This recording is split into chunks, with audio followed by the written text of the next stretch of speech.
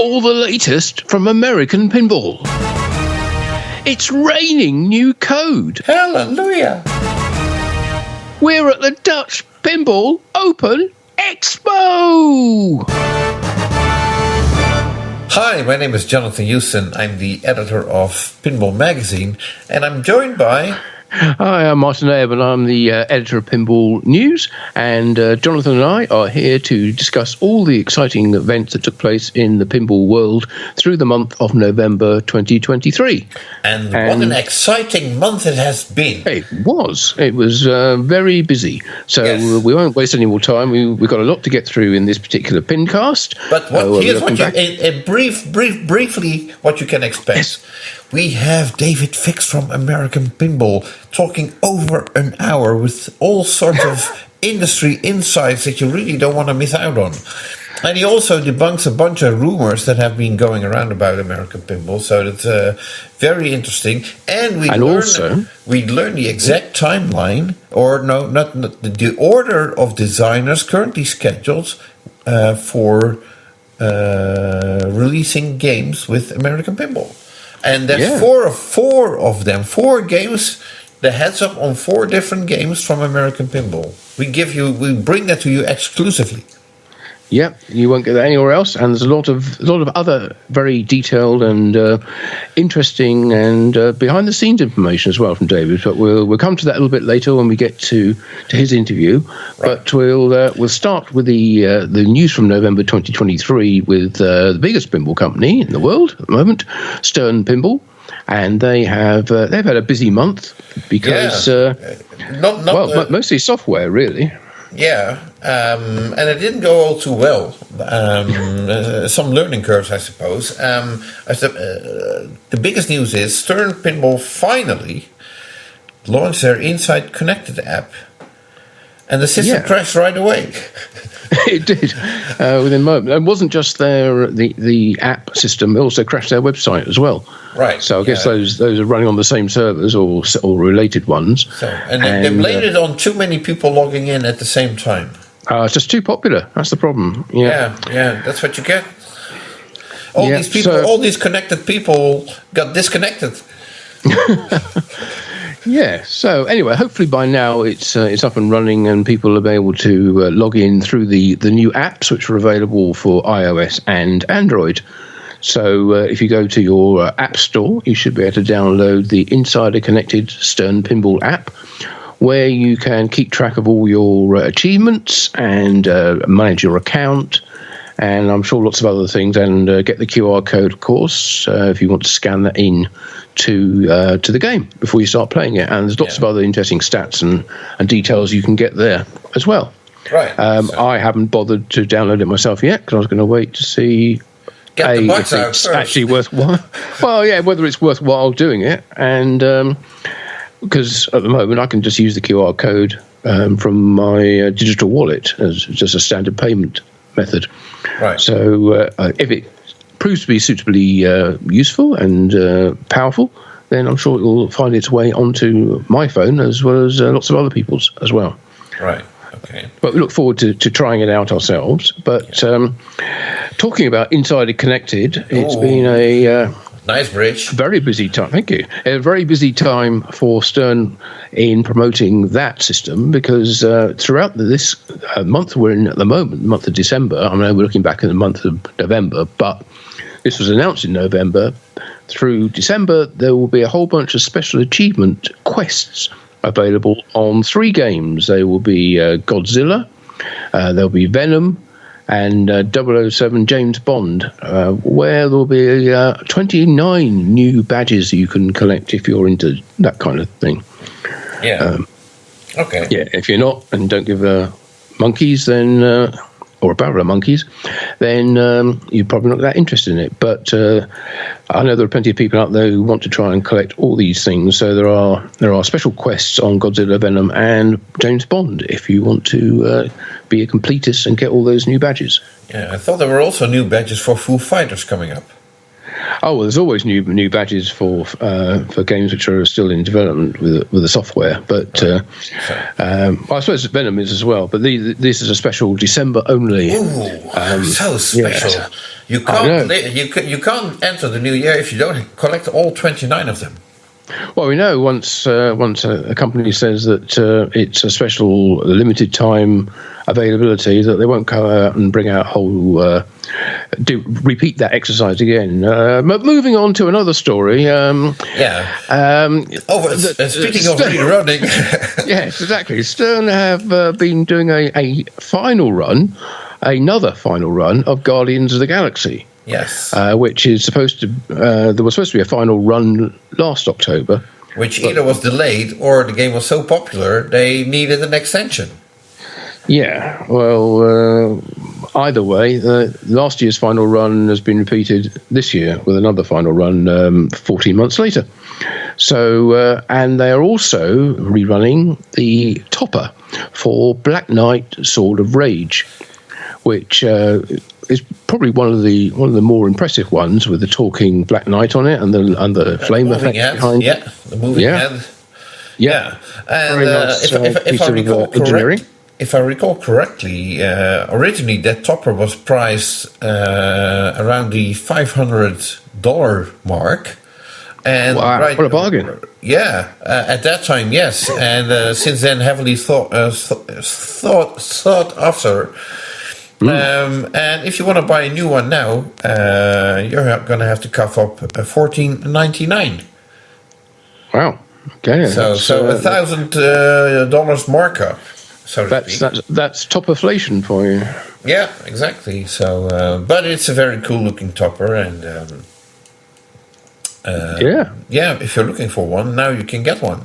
So there was a rumor going around that Stern was going to take the game back into production. I don't see that happening with it being a Steve Ritchie design. And seriously, I've seen Stern ditch everything Steve Ritchie related in terms of flyers and what have you. So I don't see that happening. Yeah, but there's money to be made, isn't it? Yeah. So anyway. Yeah, so apart from that, they've also been busy at Stern producing a new video tour of their new factory. For those of you who couldn't go to the factory tour at Pinball Expo and see the place for yourself, you can now go onto the Stern website and onto their YouTube channel, where Brian Eddy will be showing you his Venom design on the line. Yeah, no one other. Yeah, exactly. In fact, him. Yeah. Showing how Venom is produced in the new factory and all the different stages that they go through in order to create it from a blank playfield up to a completely finished, tested, and boxed game. Right. So if you haven't seen that already, I recommend watching it. It's even if you have seen looks around the factory before, I think that one's worth doing. Especially since it's the first factory tour in Stern's new facility. So. You can see how massive it is. Yep, and talking about appearances in videos, Zach Sharp, Stern's director of marketing, he appeared as a guest on the podcast or vodcast called I Don't Know About That with Jim Jeffries, episode number 172. It's a sort of a fairly adult content with quite a bit of profanity in it, but it's good to see him there talking about... Profanity from Zach Sharp? No, not from him, no, but from the hosts. And he's just one of the guests on that show. There are others as well, and it's it's kind of it's that kind of content, I suppose. I won't go into it too much, but I definitely have to check it out. Yeah, well, I found it a bit, I don't know, not Zach's bit, but the rest of it, this sort of intro, I found it a bit cringe-worthy, sort of over-trying a bit too hard to be entertaining and funny. But, Zach appears multiple times throughout it, as do, unfortunately, some commercial sponsorship sections, which seem to drag on for a long, long time. I would say probably about 20% of it is commercials, but the pinball bit is interesting and definitely worth watching. So that's if you search for something called I Don't Know About That with Jim Jeffries, then you want episode 172, and you can see Zach for yourself. Right. So now, speaking of appearances, Seth Davis, the president of Stern Pinball, did an interview with Siliconera, which is a website in which he talks about the new factory where Stern just went or moved. He talks about game development and so on. I got the feeling, and the link to the interview will be in the Pinball Magazine newsletter that will go out in a few days. So if you're interested in reading that, keep an eye out for that newsletter, or subscribe if you're not subscribed yet. I found it a bit an interview with questions asked by someone who's not very familiar with pinball. And Zach or Seth answering to his best capabilities, but it's kind of odd to me to ask like design type questions to the president of a company about a game that was developed when he wasn't even there. Yes, that's true. Well, the outlet is called Silicon Era, and I assume that was going to be about IT and the technology behind pinball, but it's pretty sort of brief overview of how Stern's IT system has developed and it's going to work into the future. So I don't think you learn an awful lot from it. It's not that insightful. It's not that in depth as you were probably used from Pinball News or Pinball Magazine. Not to plug ourselves, but it's fairly basic. There is one thing mentioned which apparently got some people interpreted as Stern opening an arcade in their factory for people going on a factory tour. Well, they're looking into organizing factory tours more regularly for groups and so on. Yeah, making it more organized rather than just people turning up individually. Yes, so they're looking to organize that a little bit better, but Stern is not opening up an arcade like you might think. Like it's not like Logan's Arcade or a barcade or anything like. No, Stern always have had, or at least for at least the last decade, they've had what they call the arcade, which is basically their latest titles, and we're talking about maybe 15, 20 games, all different titles that they produced over the past couple of years, lined up in the factory where visitors who have to wait for somebody to get a tour can play a game. But it's not like you're going there like, oh, I'm going to spend all day playing at Stern Pinball. No, it's not like that. So, no, of course, they always used to say they get their staff to play every day. 15 minutes of pinball. Still something which goes on. No, nobody believes that. So yeah. Okay, talk about things that nobody believes. Yeah. According to Canada, someone at Ayub had loose lips and slipped that Stern apparently has the license for the band Journey. Now, don't stop believing. I tried to make a very good. Yeah. So, not sure whether there's any truth to that. Personally, I'm not sure whether that would work in Europe. Aside from a couple of hits from very long ago, I don't think it's a very active band. But to me, it's like the same category as Rush. Yeah. Well, I would argue that. I'd say Rush are a lot more current, or were until the death of their drummer. So I think they've been bringing out lots of sort of fairly high-profile albums over the past couple of decades, whereas I'm not aware that that Journey have brought anything out at all. I'm sure they have, but it's not been on my radar in the same way that that Rush was. Right. Okay. Still. So anyway, so if they have that, good luck with it. Yeah. So, exactly. Yeah. Good luck with that. Yeah. They also have Motley Crue, but I don't see that happening anytime soon.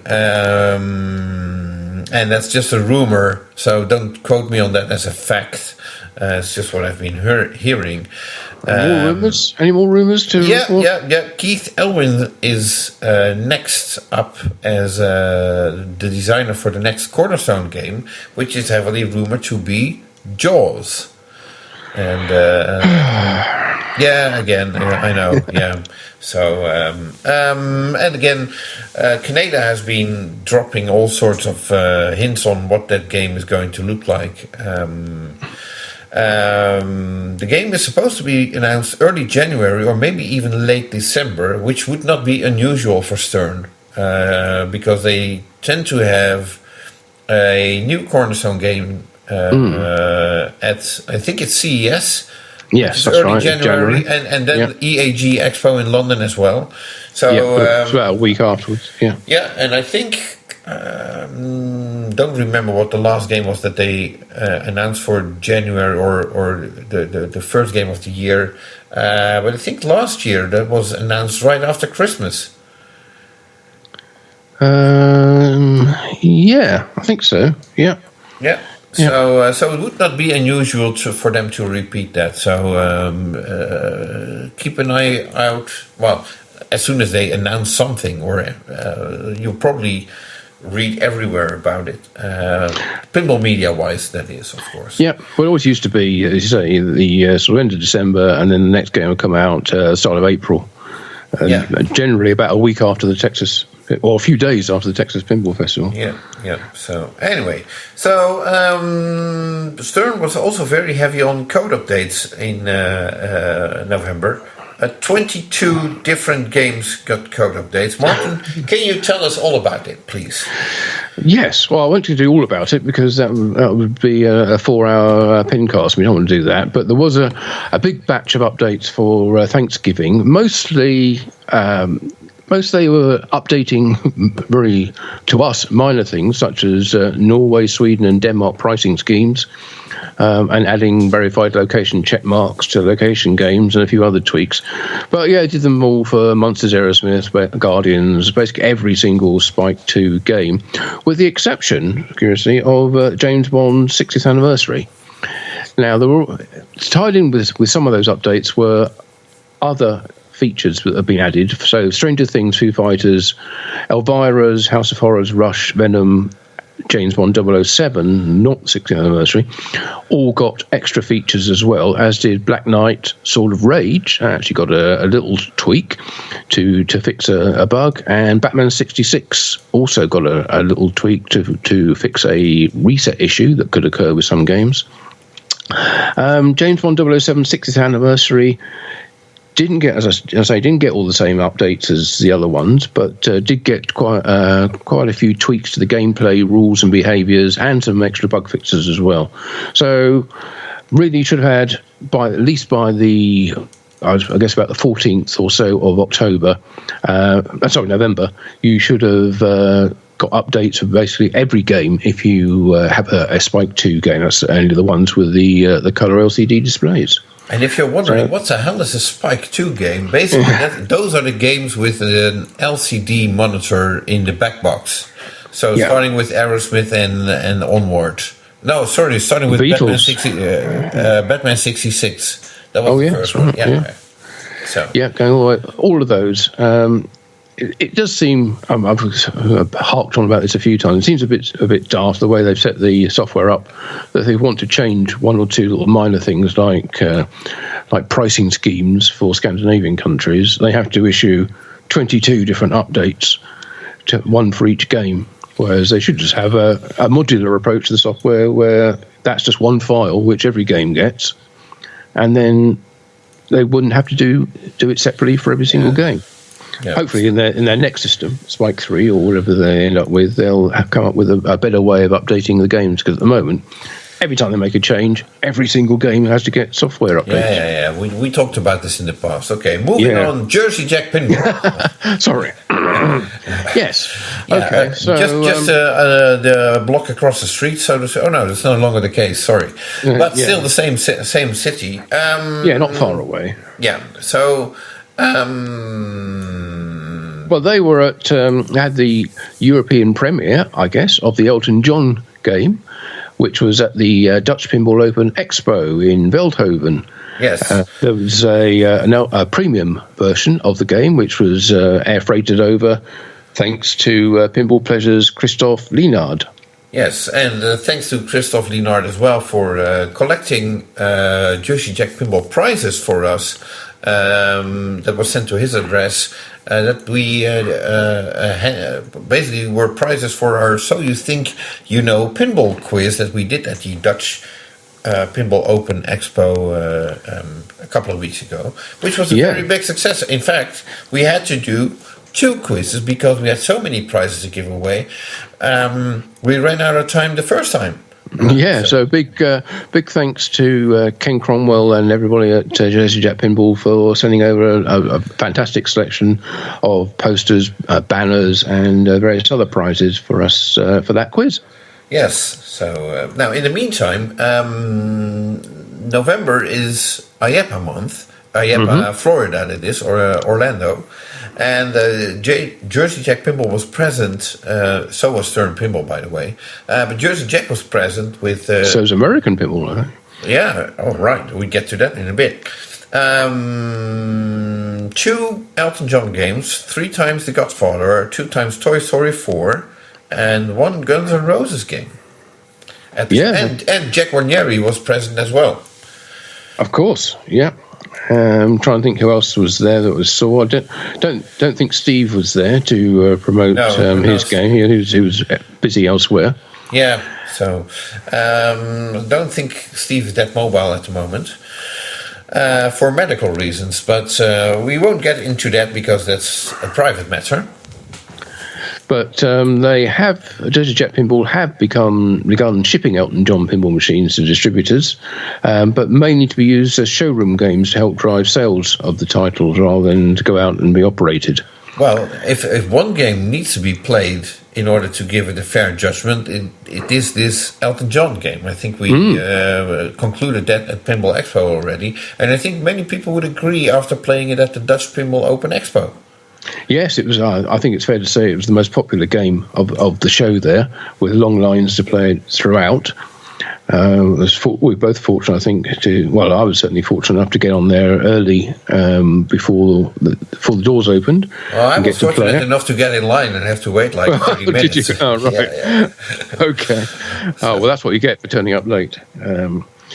But it was playing very nicely. I didn't see any problems with it over the entire course of the show, and it was played throughout from the first thing in the morning to the last thing at night.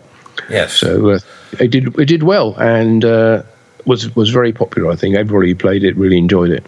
Yeah. So now getting back to distributors getting showroom games, one of the first to get one was, and this is not really a surprise, I suppose, Great American Pinball, which is like 20 minutes from the Jersey Jack Pinball factory, so they could probably pick it up locally and put it in there. We actually been there, and there's pictures on the Pinball magazine website in the Pinball Expo report of our visit to Great American Pinball, if you're interested in that. So check out that. Yeah, I think Mike and his team there were holding a party at their event. I saw all kinds of things. They had a pinball in a snow globe, which is a pinball machine inside a big inflatable ball with lots of balloons and inflatables floating around inside. So it's like playing it inside a snow globe, which seemed like a fun thing to do. Yeah. But that was part of their recent party there. Yeah, so now Jack Warnieri, always happy to promote the new game and the company, of course, attended Mikey's pinball party and tournament in Connecticut, dressed in his Elton John costume. Yeah, he was there, and I think Mikey was dressed up as the bad guy from The Godfather as well. Oh, okay. One of the gun-toting bad guys that you shoot in the game with the ball. So it was a JJP themed event, which looked very good. Yeah. And Jack's also been busy doing an interview with the Loser Kid Pinball podcast. Yes. Now, in there, he mentioned there was a slight delay in production of Elton John games. So it may not be on the line or might not be in full production yet.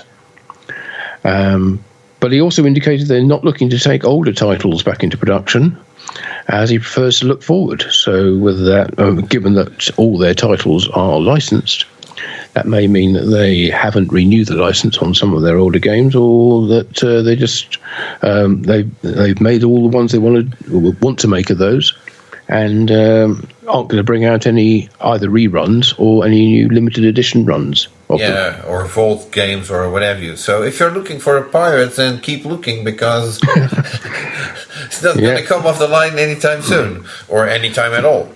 No, it doesn't sound like it. But never say never, as they always say.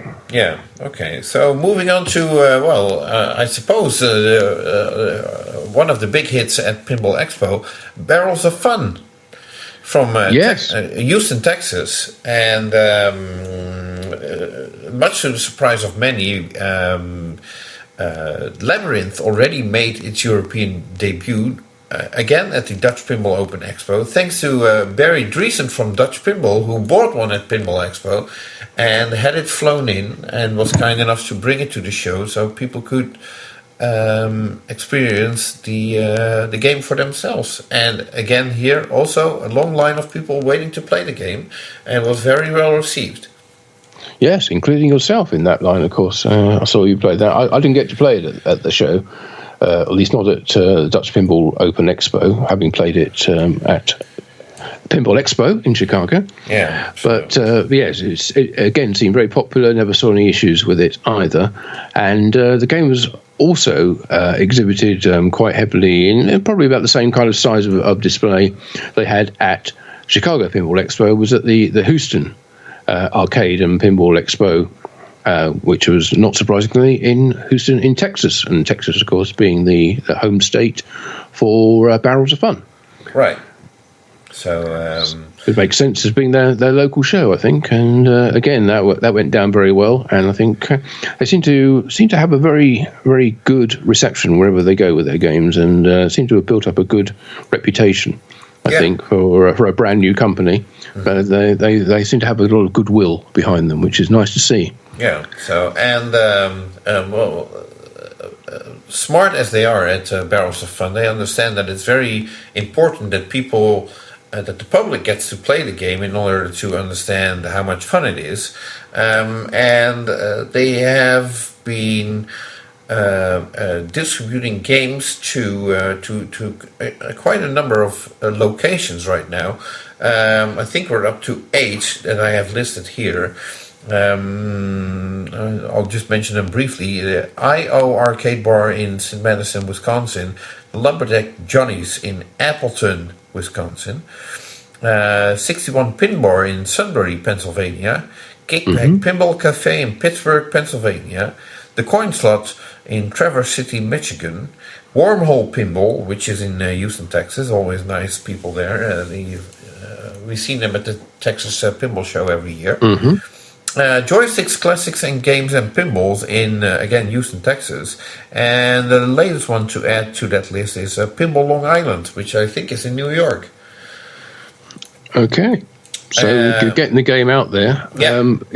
Interestingly, on CoinTaker, who are a distributor, of course, for Barrels of Fun, on their website, it says, or it now says, that production on the game won't begin until April 2024. Well, it's always nice to create a little appetite, I suppose, with some games on location first.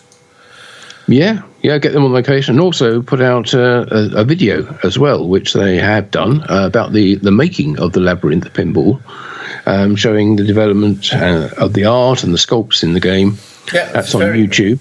Yeah, very interesting one. Again, you will find a link in the Pinball Magazine newsletter that will go out probably later this week, so else early next week. And that rounds it up for Barrels of Fun right now. Yeah, they weren't at IAPA, but as we mentioned earlier, American Pinball were. They had a big stand there, and but also Galactic Tank Force made its European debut. I think it's their European debut at the aforementioned Dutch Pinball Open Expo, where Pinball Universe had it on their stand, where they had a little display of American pinball games, I should say. They had the Galactic Tank Force. They had the folded down model, which is, I think, it's just a cabinet of it where it's into the tank shape with all the LEDs on the tank tracks animating. They also had Legends of Valhalla and Hot Wheels there on a little island of American pinball games. Yeah. So it was good to see that there, and that again got a lot of people interested in playing the game. Yeah, there were lines. They also printed their own flyers for the games. They do, yes. And they're doing that for all the games, I think, aren't they? Apparently, yes. I had no idea until I saw the flyers for Galactic Tank Force, and I think Legend of Valhalla, I think they brought two. And these are A4 flyers. Yes. So all you flyer collectors, here's something else to do to collect. And they aren't alone in doing that. There are several other reprints of flyers around now in A4 format from RS Pinball in Austria, and also, of course, the Dutch Pinball Association, the NFB. Had reprinted quite a few in the past as well, with their branding on them. Yeah, but okay, we're drifting off from American Pinball. Sorry. We were. No, you're quite right. We have lots to cover. So. They did post or release a promotional video for the Galactic Tank Force Signature Edition, which I thought personally was rather late, since the game was announced in March already, and I thought it was sold out. But in our interview with David Fix, which we'll get to shortly, that is addressed as well, and he explains the reasoning behind that. There are quite a few differences with this Galactic Tank Force Signature Edition, which is limited to 200 units, and some of these differences are painted glow-tech toys that shift colors with the playfield lighting, radiant rubber reactive bands, which basically glow in the dark rubber bands, retro green powder coated metal, retro sci-fi diamond coated playfield artwork, which is basically so basically you have a clear coat on your playfield, a 3D dimension lenticular backglass, so that was already a given, and the game also comes with glow in the powder-coated armor, a pint glass, a lunchbox, a banner, and 2 posters. So lots of goodies, indeed, to come with the game, which is still available in a very limited quantity, I would say. The posters are the same that were distributed at Pinball Expo a couple of weeks ago. Okay, and which we gave away, I guess. Yes, in our quiz. Yes, in our quiz, indeed. So, American Pinball also had a Black Friday discount in their web shop, offering $400 off Legend of Valhalla limited edition. And there was some commentary on that game was sold out, and so how could that be? Also, that is addressed in the upcoming interview with David Fix shortly. So $400 off the limited edition of Legends of Valhalla, and we will explain exactly how that was possible and how it's how you can benefit from that discount. Well, I can tell you right now, the sale has been extended. It has. You'll find out exactly how long, and find out a lot more about that, and an awful lot more about what's happening at American Pinball. Let's speak now with the Executive Vice President of the company, David Fix, who joins us now. Welcome, David. Thank you, guys. It's great to be here with you, as always. So, a busy time. Thank you for coming on. Yeah, sorry. No problem. Thank you. Yes, it's been a busy time. I actually was at IEPA Europe in September flew back, did Expo, then IAPA Orlando, and now here. So racking up the... Well, saving the best for last, so thank you for that. No problem. Now, one of the things we spotted and when we were there, and which I think we've referred to in the past, is your target for the year end to build a total of 300 machines within the last 3 months of the year. I think that's correct, is it? Yes. Yeah. There's a lot of misconceptions about that 300. So, so Jonathan's going to ask me all about those. Well, let's eliminate a couple of rumors. So, because sure. you had for those who haven't seen it, there is a red signage or a red print all over the factory using the 300 logo from the movie 300, but it has nothing to do with the movie 300 being one of your upcoming licensed themes. Correct. Right. It's an internal target, shall we say, to complete 300 machines by the end of the year. It said by December 2023, but it means by the end of December 2023. Correct. But obviously, you have a lot of or have had, and will continue to have a number of things which will interrupt the production. Things like IAPA, like Expo, like Thanksgiving, and Christmas and New Year, and all that kind of stuff. So, how's that target looking at this stage? Very good. Very good. We should hit it with no problem. Understand, we also put that out, Jonathan, right in October. Of course, you had Halloween then for the factory, so we kind of kept it Halloween themed. Just because we, put a sign on the wall doesn't mean that it's like, the end of the world. The idea of the 300 was just to, at the end of December, when we hit the date, which right now we are currently right on target with this, we should be the largest amount of games that this company has ever made in its history. And 300 put it past. In 1 year? In 1 year, that is correct. Okay, so another rumor up in the air is if you don't make the target, it would be the end of American Pinball. Is that correct? No, that's a vicious rumor. Nowhere would a company that has hit the number that we've hit this year with all the games that we made would ever close. Okay, so we're doing very well. Sales have been stellar, and we're just continuing to move our product. So we're doing well. Okay, so and this 300, we're talking about 2 different games, Houdini and Galactic Tank Force. Galactic Tank Force in various versions, editions. Correct. And in that number was the Galactic Tank Force Signature Edition, which was 200. So as a company, we wanted to be done with it already, right? But we wanted to make sure that anybody who is ordering their Galactic Tank Force Signature would have it by Christmas of this year, at the least, right? So the company is right there. We're going to hit the 200 mark on that, and everybody who ordered their Galactic Tank Force Signatures will have them before Christmas. They have to reach out to their distributor, and they can get that taken care of pretty quick. Okay. So, is that also internationally, or are you talking about the U.S. market? Well, it depends on the distributor, right? In fact, signatures are getting put into a container this week for Germany. There's talk about Australia getting a container shortly. So, the factory is producing the games. We're loading them up. We're trying to get them out as fast as possible. So, we are definitely moving product. I think there's also a couple distributors who may fly a signature over for their customers because they're trying to make sure they make time frames. Okay.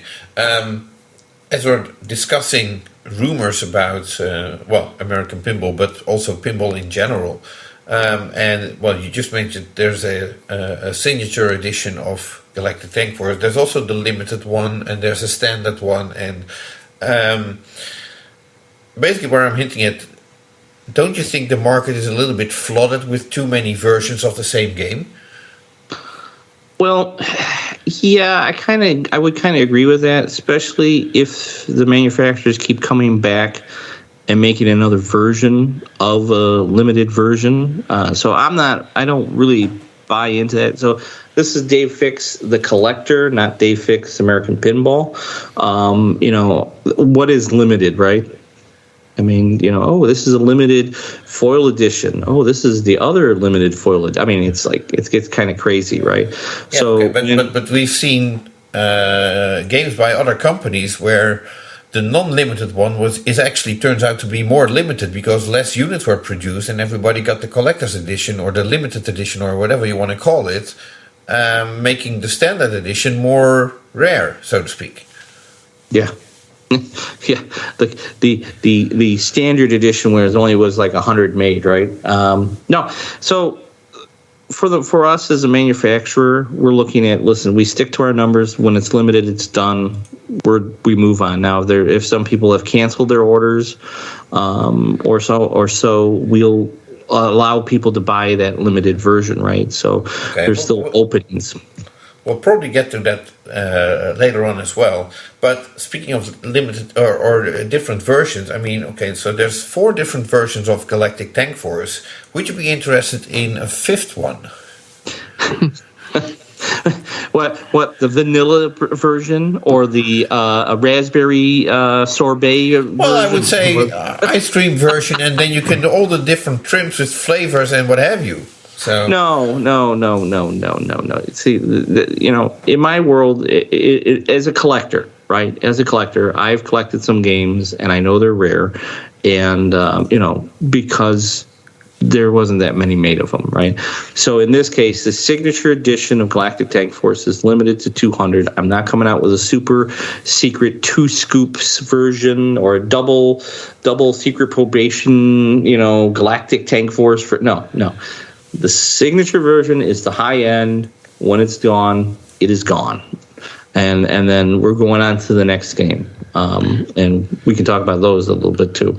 But before we do that, just a reminder, how many different versions of Galactic Tank Force are you actually going to produce? Because I thought you were initially coming out with 3, but you produced the 4th if there was demand or if you thought the market was there for that. Is that correct, or am I misremembering that?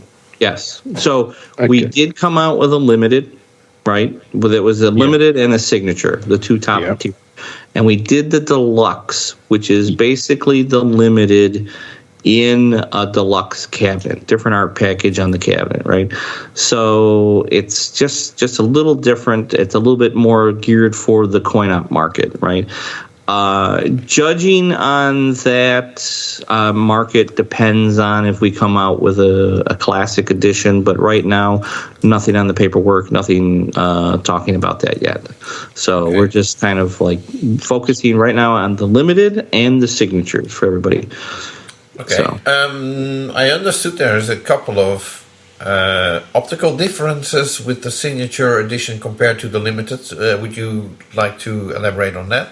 Sure. Yeah. The signature, of course, comes with the lenticular 3D back glass, okay, which is probably the, I don't know, it was a first in the industry for us here. No other company's done an actual printed glass. I think there was a Translite that had a lenticular thing on it. But this is an actual... Go ahead. I think of Dr. Dude was there, and Avatar also with 3D Translite. Yes, a 3D. But this is a lenticular style, so this is done with 108 layers. Chris Franchi had done 108 layers, so it gives the illusion of almost 2 to 3 feet back, right? So when you're looking at it, it is just stunning to see it. And when it's backlit, it's just gorgeous, right? So we played with that. There are 2 manufacturers in the world that make lenticular back glasses. One of them, unfortunately, passed away earlier last year, and his family has been kindly fighting about who's going to have the process of the lenticular. And the other company is the company we ended up going with. They're the ones that are able to print us this lenticular back glass. Right. Okay. So, but any changes on the play field? So the play field, interesting enough, we played around a little bit with it. We noticed that the blue lights, when we're getting into the blue lights of the game, that it kind of gave us a really high def glow in the dark. Yeah, it's quite sort of fluorescent almost, wasn't it? Fluorescent, correct. So what we did was we changed it to glow in the dark rubbers, and then we went out and painted all the toys in a special high vis color. So when it's in normal play, it looks fine, but when you turn on the blue lights and we go into the multi-ball, all the toys start to pop and start glowing. Sort of fluorescent type of effect. Kind of like black light. It's like UV, isn't it? Yeah. Yep, That's right. UV. Yeah. It gives it such a beautiful look when you're playing the game, especially in any dark room, any dark arcade. You have that and you're just wanting to play this game. You're going to sit there and you're going to put it in the signature. You're going to turn it on and it's just going to glow, right? And when you see it, you're just going to be like floored. Now, we do have a couple streamers who are getting the game, the signatures, pretty soon. So they'll be streaming the game for everybody to see. And when people start seeing it, they're going to be blown away with what we did with this. We also tricked out the saucers as well, I see. Yeah. The spaceships. The robot inside. We also treated the powder coat differently. It's not just a standard gray. It's got a high-end green. It's that kind of teal that feels for the game. It blends in very nice with the game. We went a little bit on the high end with stuff to make the game feel really cool. Then it's also signed and hand numbered on the bottom of the arch with a special hologram on the arch, so that those are right there. And in fact, behind me is where the holograms and the signatures have been locked in my office until we're ready to put them out. So every 50, I release 50 to the floor. They put them on there and they put them on the 50 games. So, and the same thing with the lenticular back glasses. Any of them that have any problems, they come and lock in my office. They get sent back to the manufacturer. So there's only the 200 glasses that were made. So it's kind of cool that we kind of control this as a collector's piece. And then we give you the posters, which we had the posters at Expo. Jonathan, you remember you grabbed yourself, what was it, a couple hundred posters? I can't remember how many. I got two for my personal collection, and I think we gave away two sets of two at the So You Think You Know pinball quiz that Martin and I do at the Dutch Pinball Open. Correct. And a set of exclusive flyers that were only available at Pinball Expo for each actor that performed in the game. So thank you for letting me take those, and I did not take hundreds. I wish I could. I was hand luggage only. I'm teasing you, Jonathan. I'm teasing you. I'll be back and I'll come get them. But talking about Expo for a minute, I mean, that was huge, right? We had all the actors there in full costume.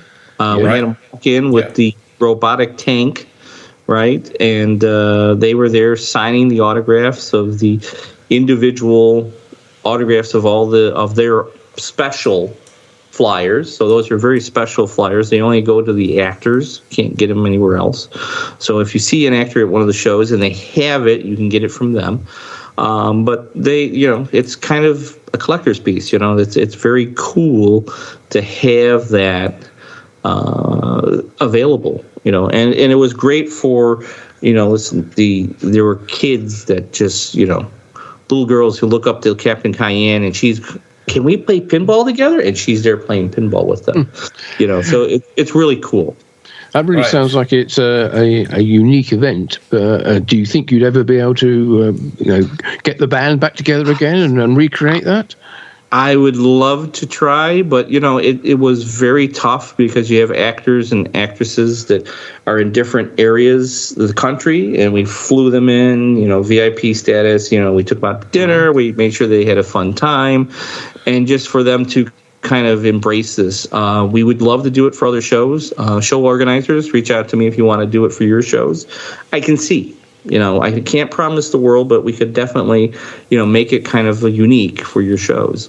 It was very cool for Expo because people were able to walk in, and we pulled no stops, right? I mean, you saw the booth at Expo that was it was a 40 by 40 booth with the giant cows being abducted and the big giant screen showing all the clips, and it was definitely a Galactic Tank Force loving.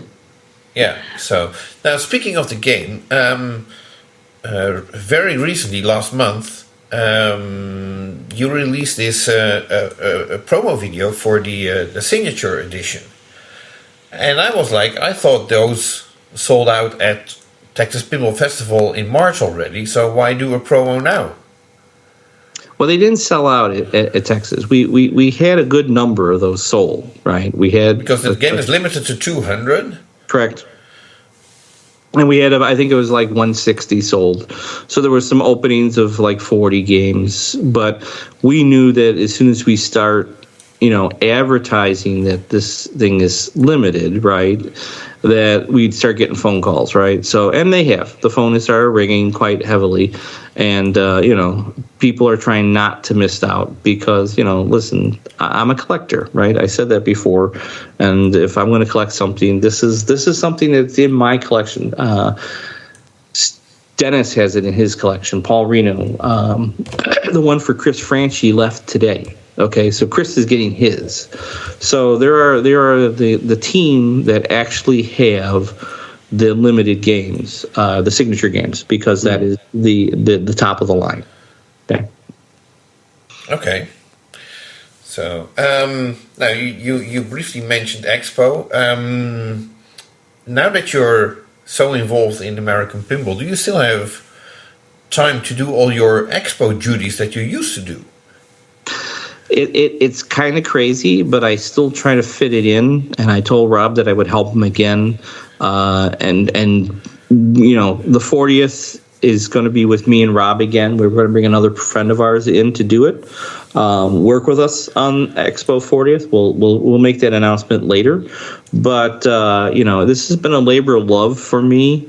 And labor of love for Rob for many years. And, we've been planning the 40th for a good period of time. And I don't want to bow out before the 40th, right? So we're going to make it. I mean, I think this year was a wonderful show. People thought the layout was great. It was phenomenal. People were attending it.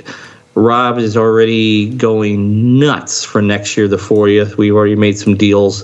We are going to have a tour of American Pinball from Pinball Expo next year. Okay, plus there's going to be tours of other manufacturers at Expo. So we're really, like I said, the 40th, we're pulling out some major stops for Rob, and we're going to have some fun with it, and I've been enjoying it, and I need to have other people step up, and we had some other people step in and step up, and I have to always thank one of the key supporters of Pinball Expo, a man who is always very quiet behind the scenes, making sure so much gets put together.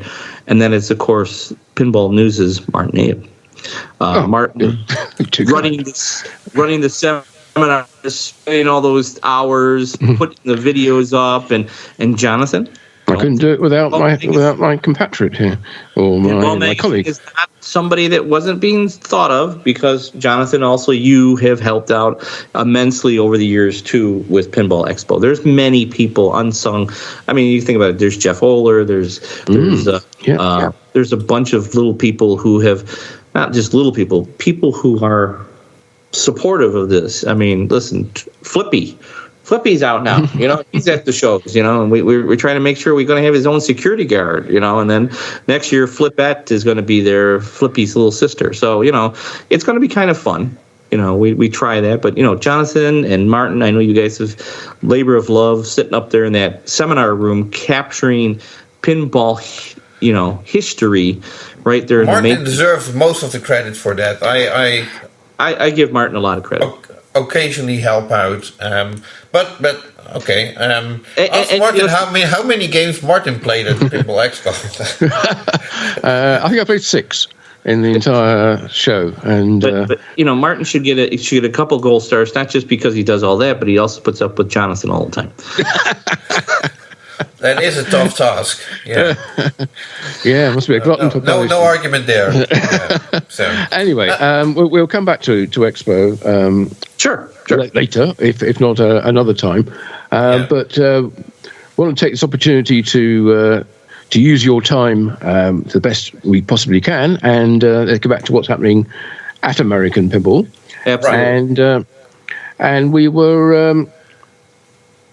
One of the questions that we'll talk about rumours earlier that Jonathan was addressing, and maybe I should also ask someone about one of your other titles, your Legends of Valhalla, and what's happening there because with the limited edition of that, because we thought they were all sold out, but then you Black Friday came and the game was on sale. Exactly, yeah, with a special manufacturer discount of $400, I believe. So, what's the deal there? How did that work? Does it still work? And why were they not sold out when we thought they were sold out? So they were sold out, right? It's manufacturing. What happens is, unfortunately, depending on the time frame you get your games out, you sometimes get left over with some orphans, and some orders get canceled, and people walk away from deals, kind of thing. Now, granted, do I have thousands? No. Do I have hundreds? No. Do I have over 50? No. But I do have a good amount, not a lot, of the limited version of Legends of Valhalla, which you got to remember, we were making classics, right? We made classics.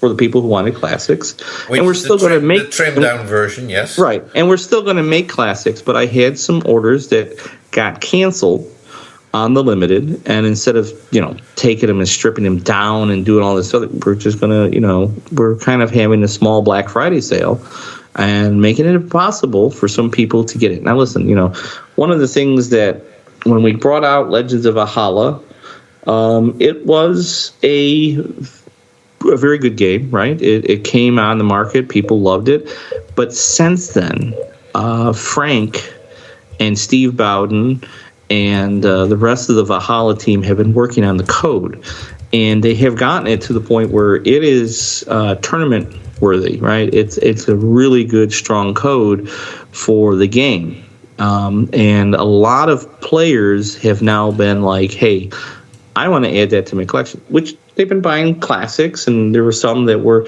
limited, which were, sitting here. Well, the idea was, we'll move out the limited. They did the Black Friday deal. We had a good amount of sales on those. We still have some left, and that's why I'm also stating here that we're going to continue running that deal until December 15th. So the manufacturer's rebate, which is an instant rebate only on new games that are being ordered by American Pinball until December 15th, have an MSRP of $7,995. It's normally $83.95, but I'm giving you a $400 discount while supplies last. Once they're gone, and all you can get is classics. And like I said, there's a good amount, but we're gonna blow through those, and we'll sell them, right? And right. So until December the 15th. Okay. So how does that work? If I was looking to buy one of these limited editions through our distributor, and I said I want to buy it, and I want the 400 discount, and they say, well, we've already got 3 in stock, so we'll give you one of those, but we're not going to order any more from American, so there's no discount. Correct. Or he has to give you the discount and say, hey, listen, I'll give you the discount. And then, he might blow that out. But most of my distributors that have reached across are not sitting on any limiteds. All right. So they this is a pure deal kind of thing. So if you want one, Martin, you could reach out to, let me think, it's Phil at Pinball. Yeah, Pinball Heaven. Yeah. And say, Phil, I want a Legends of Valhalla Limited. According to American, I get it at $7,995. That's MSRP. Of course, there's import and all that other exchange rates and all that other stuff. But you're not paying tax, right? You're not paying import tax and other tax on the $83.95. You're paying it on the $79.95. Yeah. So you're saving the $400 there. So you do save some stuff there, right? And then you could get it. Once they're gone, they're gone. Right. This is the limited version of Valhalla, which has the mirrored back glass and the all the hand painted toys. Yeah, all the full sculpts. Yeah. Full sculpts, the side blades, the now the new code that's available, which has the jukebox mode in it. It has a bunch of other cool things that just make the game play beautiful, right? And trust me, Legends of Valhalla is an adversary game that a good friend of mine, Steve Ritchie, played a couple times and said, "Hey, you got something here. It's a good game." He liked it. It is a good game. Yeah, it's a very underrated game, I would say. Yeah. So yeah, a little bit of a sleeper, shall we say? Now, talking about some of your earlier titles, because it's very easy to spend all our time talking about Galactic Tank Force. But when we visited you this time, and I think even when we visited you a year before that, you were working on some mods for games which may or may not turn into production items, might add extra features, or take existing games and make them move them to another level, shall we say? Have you got any news on any of those? Is anything you want to announce or talk about yet? I love how Martin turned his camera off, so I didn't see his face when he was asking these questions. But yes, purely for bandwidth. Yeah. No pressure, David. Yeah. Tell us. The questions that were never asked. Okay, I get these all the time. Factory mods. Yes, we are still working on factory mods. We don't have anything yet. We will announce it shortly when the factory mods are available. They are taking games to a new level. Martin is absolutely correct. We do have some of those that are in the works. And when we have those done, people are going to be excited. And remember, when we do a factory mod, we do something that goes all the way back to game number one. So that means that if I make something that changes the gameplay, changes it, makes it a little bit better, or fixes something, I've made it so that guy who has Houdini 0002, because 001's sitting right here in the factory, 002 can buy the mod, put it in, and maybe do a software update and can do it. But most of the times it's just plug it in and go.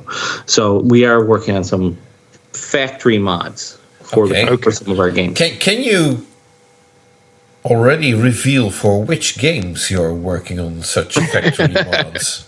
No. So that people who have those games have something to look forward to, like, oh, something's coming. I can't wait. Well, let's put it this way. There are two mods. One is for one of the toughest games that is made by American. And that will help make it not so tough, but can be turned off for tournament mode to make it just as tough as it always was. And the other one is something that just always is screamed for this kind of mod in this game and just didn't have time to develop it. And the team here, Ryan McQuaid and team, developed the mod, and it's pretty cool. That one we probably will see sooner than the other one, but time will tell. We have a lot of work ahead of us, guys. A lot of work. Well, you have. Okay, yeah. Are we talking Texas Pinball Festival that both will be revealed, or is that even too soon? That might be a little. Well, maybe one would be revealed by then, but not both.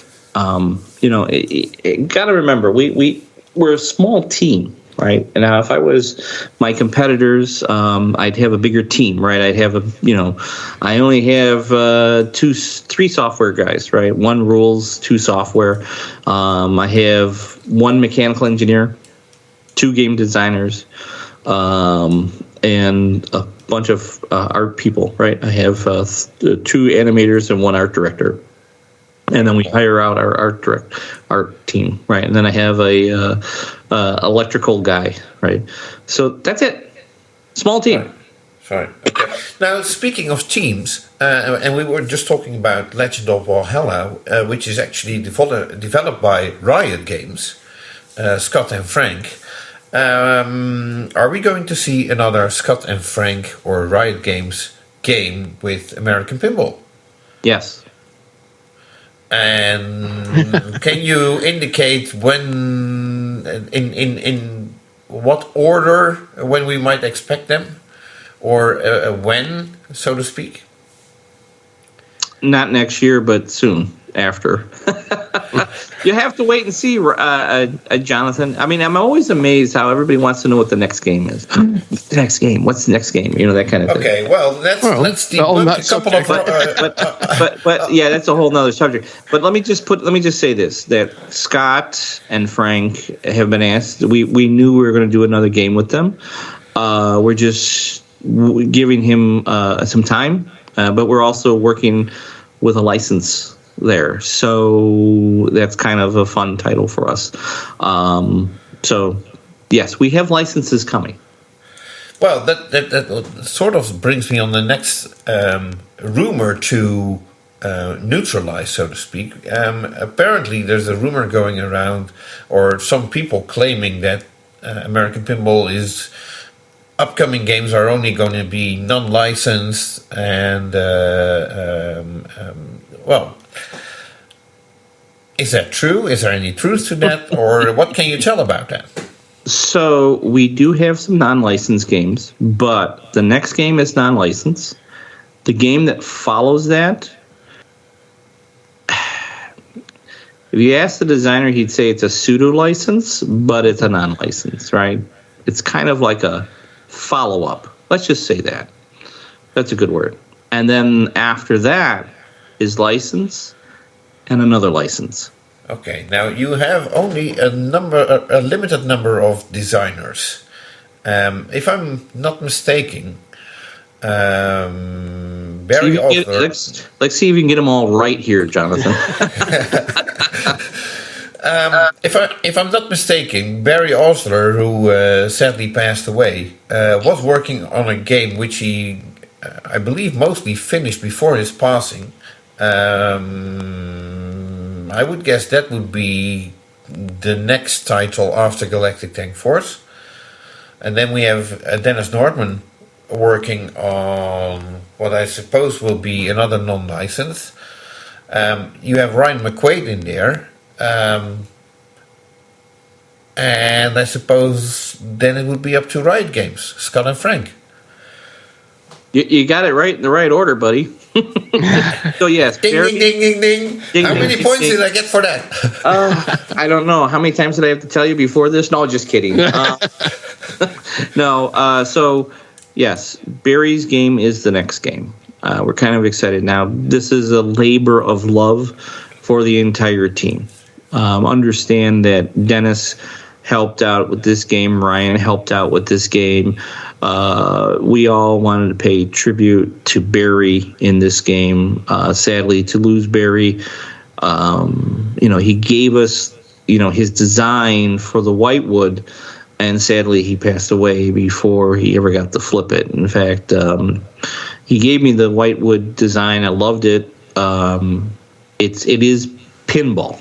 Okay, it is the essence of pinball.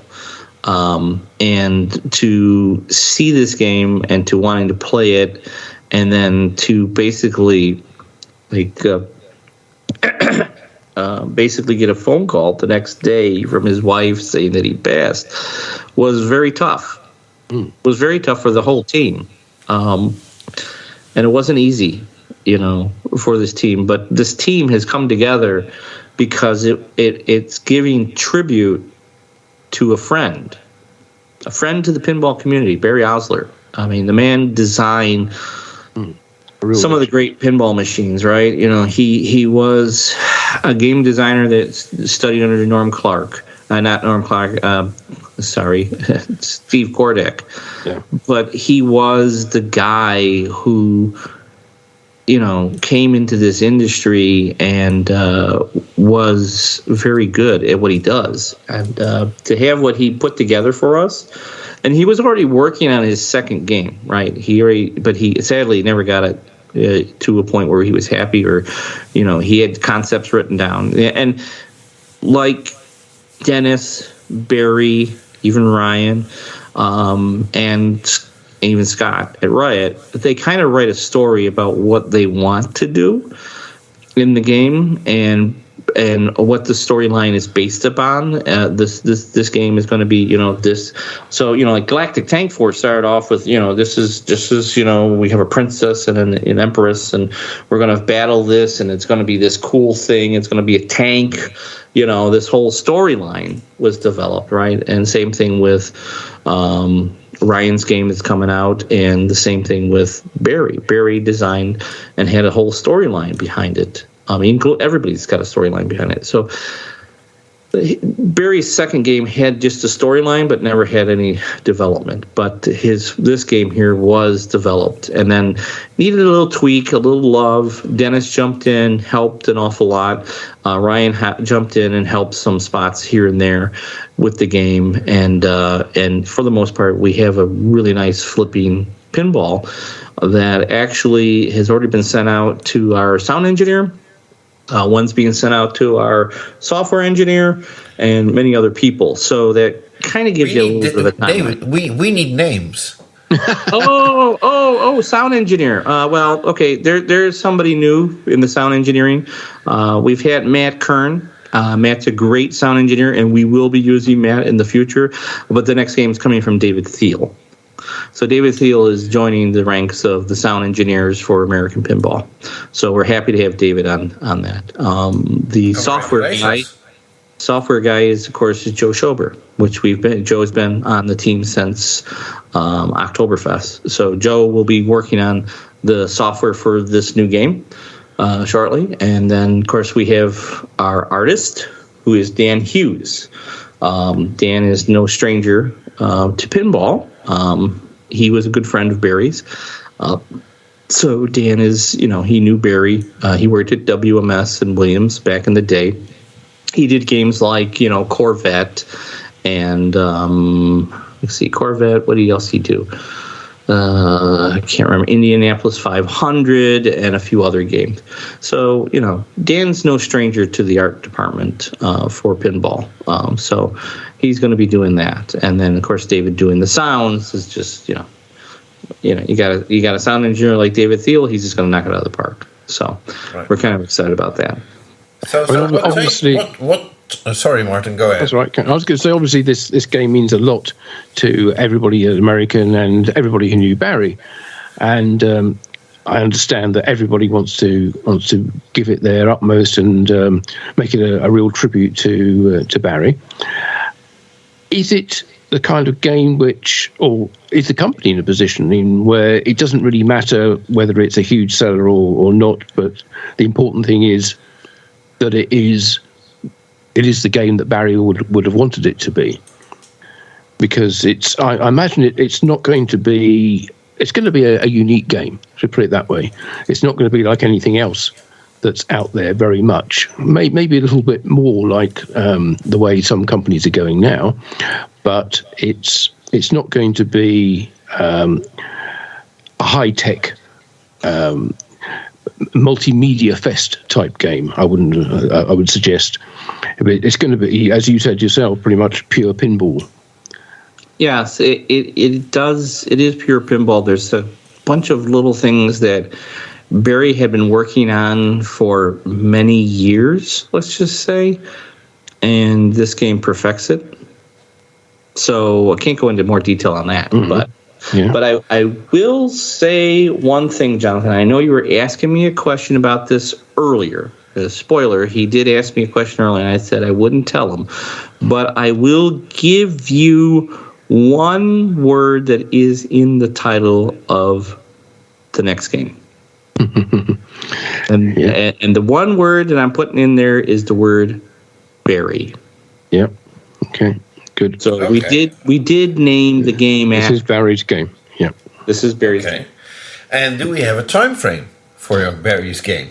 So the way we do with manufacturing, it's out. It's we're gearing up for it. It'll be in 2023, probably sometime in the spring of 2023. We'll just have to wait and see.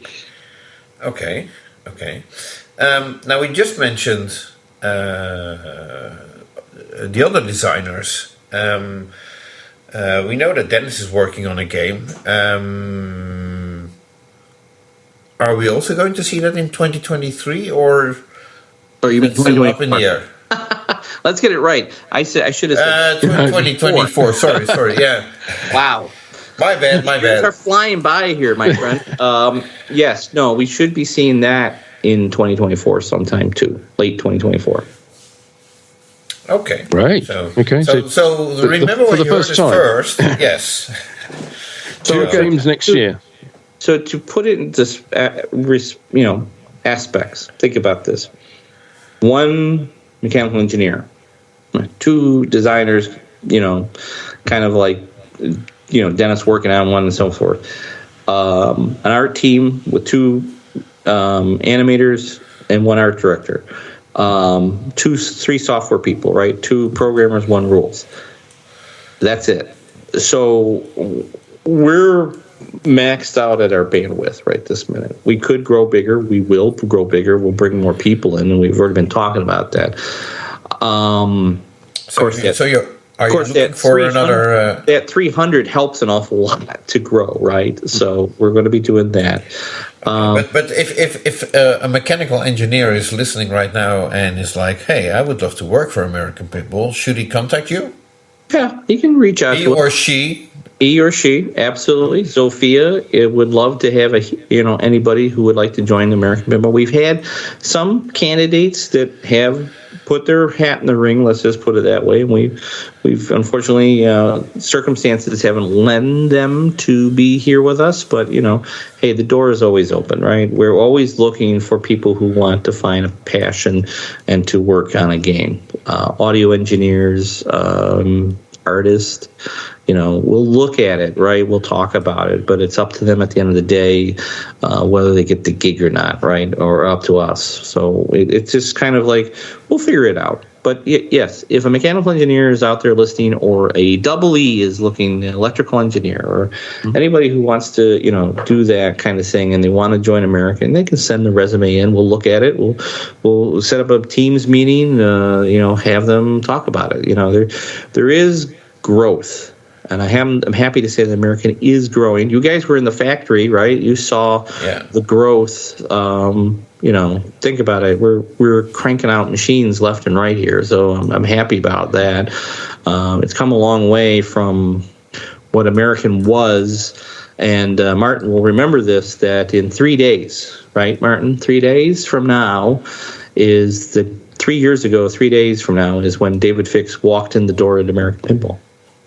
Congratulations. December 7th, 2020. So a very good date. The 7th. It's kind of crazy when people say, so David, it's December 4th, 2023. What did you think? I said, well, let's see. 3 years ago, I was living in New York, have a place here now in Chicago, in Palatine, 10 minutes from the office. Was pretty much seated there in New York pretty heavily. And now to think that I'm spending more time here in Chicago in the factory, helping them get to that next level, and the next level after that is just mind blowing to me. But here we are, 3 years in, and ready to go into the next phase, which is 2024, which is crazy to me. It's amazing how fast time is flown. Love working with this entire team. This team is a very passionate team that wants to be there, right? So going back to the game, right, the next 2, they were being built simultaneously. So it's been a challenge for the team, right? I mean, not a very big team, but it's been a challenge for all of them to kind of, okay, we're doing this game, we're doing that game, we're doing this game, we're doing that game. So, That kind of brings me to my next question, because you were talking just now about manufacturing issues, and we've seen, particularly in the past couple of years, there have been unexpected delays in sourcing various components, or things have not been up to spec when they've arrived. And is it possible, because these two games have been developed in parallel, virtually, that we might see Dennis's game come out before Barry's game, if it turns out that there is a particular delay on a part, or there is an issue with Barry's game, or Dennis's game comes through faster than was expected? So it's a funny question you asked. I don't know how you have insight there, Mr. Martin, but yes. It has already flip-flopped once, and that's where it's at now. So it's pretty locked in there. Because they were in parallel for such a long time, they were flip-flopping back and forth. We were like, okay, we're going to bring out Dennis's game because that's got X, Y, and Z done, and it's good, And then it's like, well, this mech isn't working great, right? So let's redefine this mech. Okay, guess what? Barry's game is now flopped back into that place. Okay, Barry's got a delay over here. Okay, well, maybe do we need to move Dennis's game forward? It's kind of one of those things. We keep looking at it, but it's great as a manufacturer to have that. And then I have Ryan in his own little world, right, working on his game. Yeah. And then I got Steve and Frank working on their game. So, basically we have, Barry and Dennis in parallel, and then I have Scott and Ryan working in parallel. So, the future looks very bright. We have games that are being developed, and it's good. It's fun. I mean, I would say one of the persistent, I'd say, worries or issues, nagging issues, I suppose, in the back of people's minds when it comes to American Pinball is, okay, you say you're a small company, you're not selling thousands of machines, but you are selling many hundreds of machines. We know that, and you're making many hundreds of machines. Is the long-term funding in place to make sure American Pinball is there for many years to come? That's got to be a worry, because you said it yourself. People have been rumours around about, if you don't sell the 300, is that it? Is somebody going to pull the rug out from underneath you? Is your funding source going to be cut? That kind of goes back to that rumour, which you've already put to bed. But with any company, large or small, there's always going to be questions about how viable they are in the long term, particularly if they're relatively small companies, like in the scheme of things, like American is. Yeah, well, let me touch on that for a second. Listen, when I started here 3 years ago, the question from Mukesh before he hired me was he had one question: either I join the company or the company goes bankrupt and is gone. Okay, so yes, given a new lease on life, that kind of makes you like, okay, I got to fight. And anybody who knows me is that I'm very passionate about my jobs, and I'm very passionate about pinball, and that I put 120% in, and that I continue to work exceedingly hard to make what is the hardest job in the world. Run a pinball factory. So the first year I was hesitant. Did we do enough? And Mukesh was happy. Okay. He says, yeah, we did okay. The second year we did, and his words was, we're in the black. So, okay, we're there. Right. So now comes 2023 and we're just shy of that mark that is the most amount of games this company's ever made. So yeah, he's happy, and the manufacturer's happy, and we're doing our job, right? We are a small company, and what I'm looking forward to is hitting that number and then be able to grow a little bit more and bring some more people in to make us not so crazy, right? I laugh. My wife goes, I go on a small little vacation for our 25th wedding anniversary for IAPA Europe, right? I took a week off before the show, and she's like, her happiest moment was the one day that I didn't have my phone turned on. And then the second day she goes, "You're on vacation, you know that." And I still answered like 20 or 30 emails or something stupid like that. But it was like the time difference was perfect for me, and I was able to, gallivant through Germany and Salzburg, Austria, and then get over to Vienna, which was a great little rest, let's just say, because when you're running a pinball factory, you're some people say, do you go home and play pinball anymore? I do. In fact, yesterday I worked on my games, first time in a while that I have here. I have 4 games in the basement right now at the new place.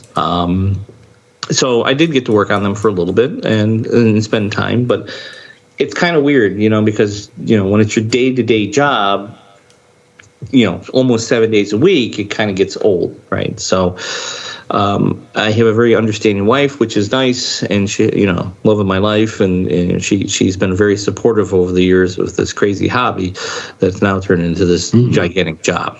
But know that there's a lot of support from within just this little company that we're all fighting to keep pinball alive. And, it kind of worries me, and I'm sure Jonathan is going to get into this question about the pinball market.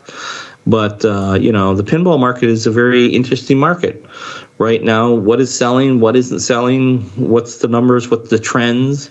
How are things working? How are you doing with American pinball? And it's a job. It's work. I'm very happy with Galactic because Galactic has been a good mover for us. Has filled a lot of openings, and the signatures are being received very well by the people who've been wanting something very special, in order to show off a very cool game for people. But the market has changed. The market is not the same as it was during COVID or after COVID. The market is very, very much like pre-COVID now. So it's kind of an interesting time. Somebody said to me today, he says, well, would you call it pinflation? I guess it would be, depending on where we are with the market, right? So there will be a kind of a evening of the market, let's just say, at some point. I know it will be. Can you tell us what you mean by that? By what it was like pre-COVID compared to how it's been in the past year? Sure. So, like pre-COVID, given back to when I worked for ICE, you had your hot months, your cool months. Let's say January, February are always slow on sales. March, April, May are up.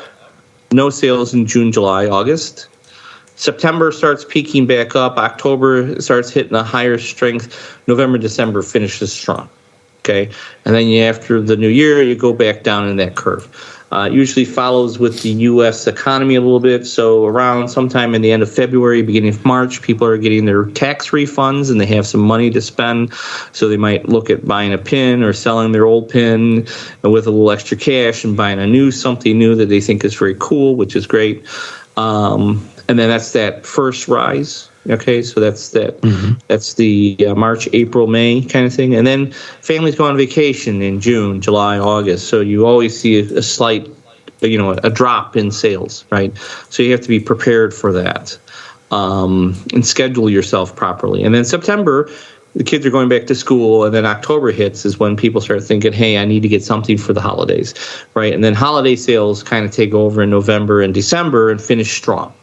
For the season. And in fact, right now, that's kind of why we're pushing very heavily, to have the signatures done very shortly so that everybody for the holidays will have a signature if they ordered it under their tree. So we're on schedule right now to have every signature done. And then anybody who orders one, or because there's still some available, not much. People are getting phone calls that there are some available, and if you order it, you probably will have it for Christmas. So you'll have something that's very, very unique. Everything you described there about the market and the fluctuations are all based around selling to the home buyer, not to operators. Interesting you say that, Martin, but it's the same. It's kind of weird. I know what you mean. So most operators do not buy anything in January, February. There's a reason why the AMOA show, the spring show, is always in March, and that's when they start opening their checkbooks, because they're thinking about opening their FECs and opening them back up for the spring. So they come out in March, they buy for April, May. When June comes along, most of the FECs are wide open, and they're trying to.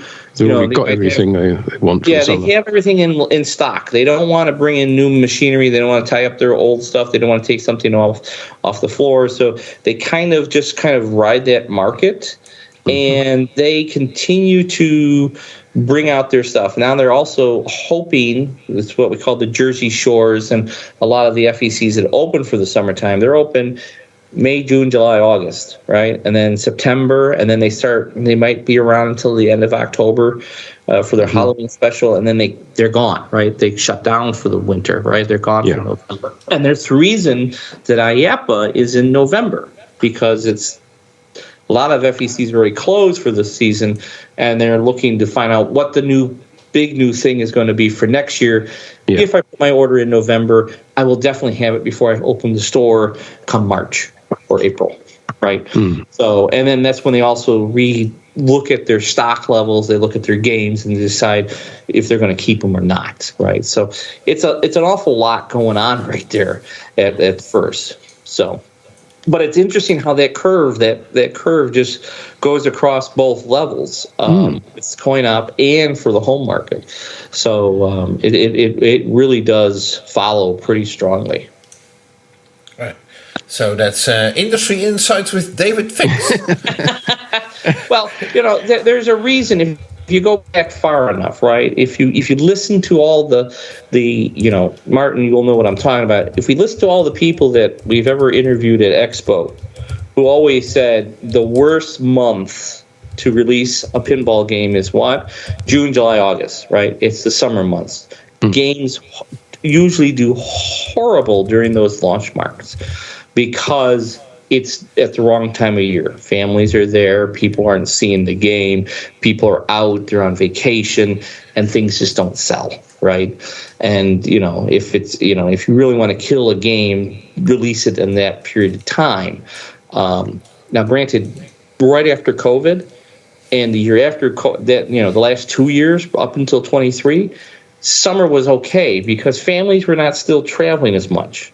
So they were taking it and saying, "Hey, let's make a staycation. Let's get a game for the house. Maybe we'll go up and see grandma, grandpa. We're not going to go very far on this vacation. We're not going to fly somewhere.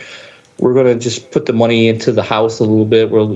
Maybe mom wants something new in the kitchen or something, or mom wants a new television. There's always some stuff there, right?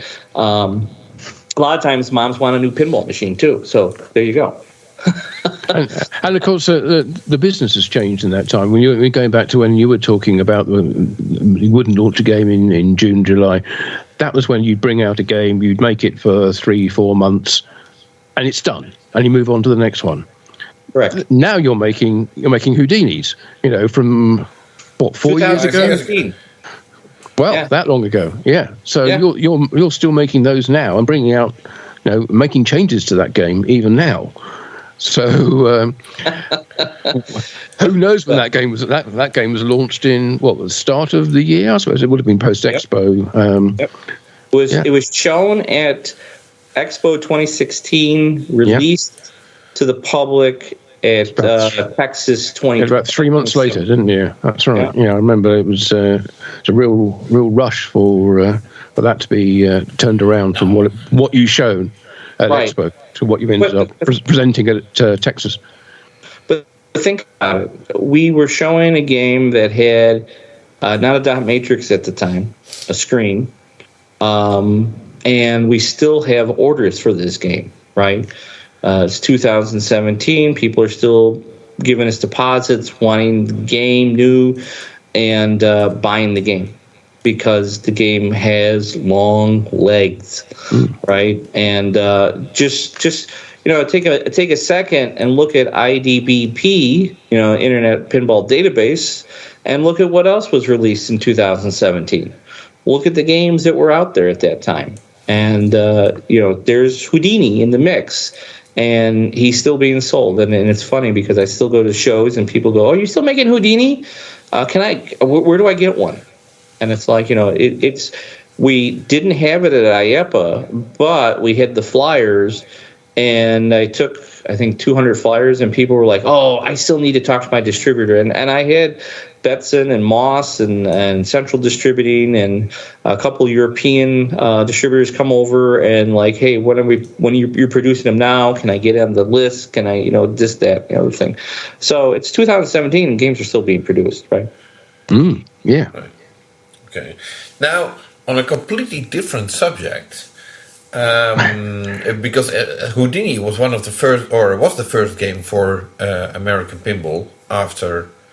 Oh, let's not get into that. I remember that American Pinball in the early days also attempted to get into the redemption game market with a game called The Flying Dutchman. The Flying Dutchman. I can't imagine why you'd remember that name.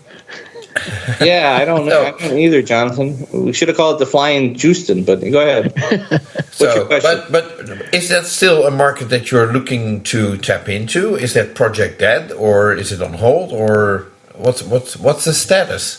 Good question. Again, bandwidth, right? Let's get pinball well under control. Let's keep ourselves looking at pinball where we are with that right now. Okay, the Flying Dutchman is something that could always maybe raise its sales again in a new format. Something that's designed a little bit more, how do I say it, reliable, fun, all the way around. Is there a market for redemption games? Yes. Are we going to do it anytime soon? No. We're a small group. We're going to focus on pinball. And then who knows? If the group grows, we could always dabble a little into redemption. Listen, I spent a good part of over 6 years with my friends over at ICE. They're good people. Is there a possibility down the road of some of us developing a game and then having ICE build it? Absolutely. There are many manufacturers out there who would love to, take a concept or something that we develop and work together on such a thing. But, you're talking, worlds in the future. But, given the smallness of this team and this group, I'll say that we're focusing heavily on pinball because, after all, we're known as American Pinball, not just American Arcade, right? So we're American Pinball. Okay. I guess we sort of covered all the rumors that we wanted to address. And a lot more. Thank you for that. Yes, there's just one last question I'd like to ask. Yes. Oh, sure. Go ahead, Mark. Before we head, because as you say, you're head of American Pinball, and it's easy for those who are not that familiar with the business to think it's all about the design of the games and getting the licenses, getting the artwork, and getting the actual playfields to flip wonderfully. But due credit to Gary Stern a long time ago, he said, we are a manufacturing business. And basically, Stern and most other companies, pinball companies, could manufacture anything, as we were just talking about making redemption games. And the design side of it is the bit that feeds the manufacturing. How much of your time is taken up dealing with the creation of the games, and how much is it taken up in actually making sure you have a manufacturing operation that has everything it needs, the staffing, the parts, the supply chains and all that, and the ability to deliver the product at the end of it as well. So I will say that to start off, it was more. It was 100% of everything, right? When we first started, to create the teams, to bring the people in, to start working on the projects, to working on that. Listen, I started December 7th, 2020. October 7th, 2021, 10 months difference. We released Legends of Valhalla from a new team. So that gives you a clue how quickly we turned around. We brought in the entire front office was changed. The entire the art department. There was none such thing. We had software engineers, yes, but for the most part, we brought in everybody, and in 10 months, this company took and made a new game. Now, at that time, I was happy to be back, let's say 40% or 30% within R&D, and now it's a little bit of a change, right? With Galactic, I was a little bit more involved. Barry's game, I'm a little more involved. Dennis's game, I'm a little more involved. But you gotta understand something. It's not me being involved in, like, say, I'm telling Dennis how to do his job. Dennis knows how to do his job. Ryan knows how to do his job. Scott knows how to do. Hell, Barry knew how to do his job, right? And Zofia knows how to do their job. I hired the people that know how to do their job.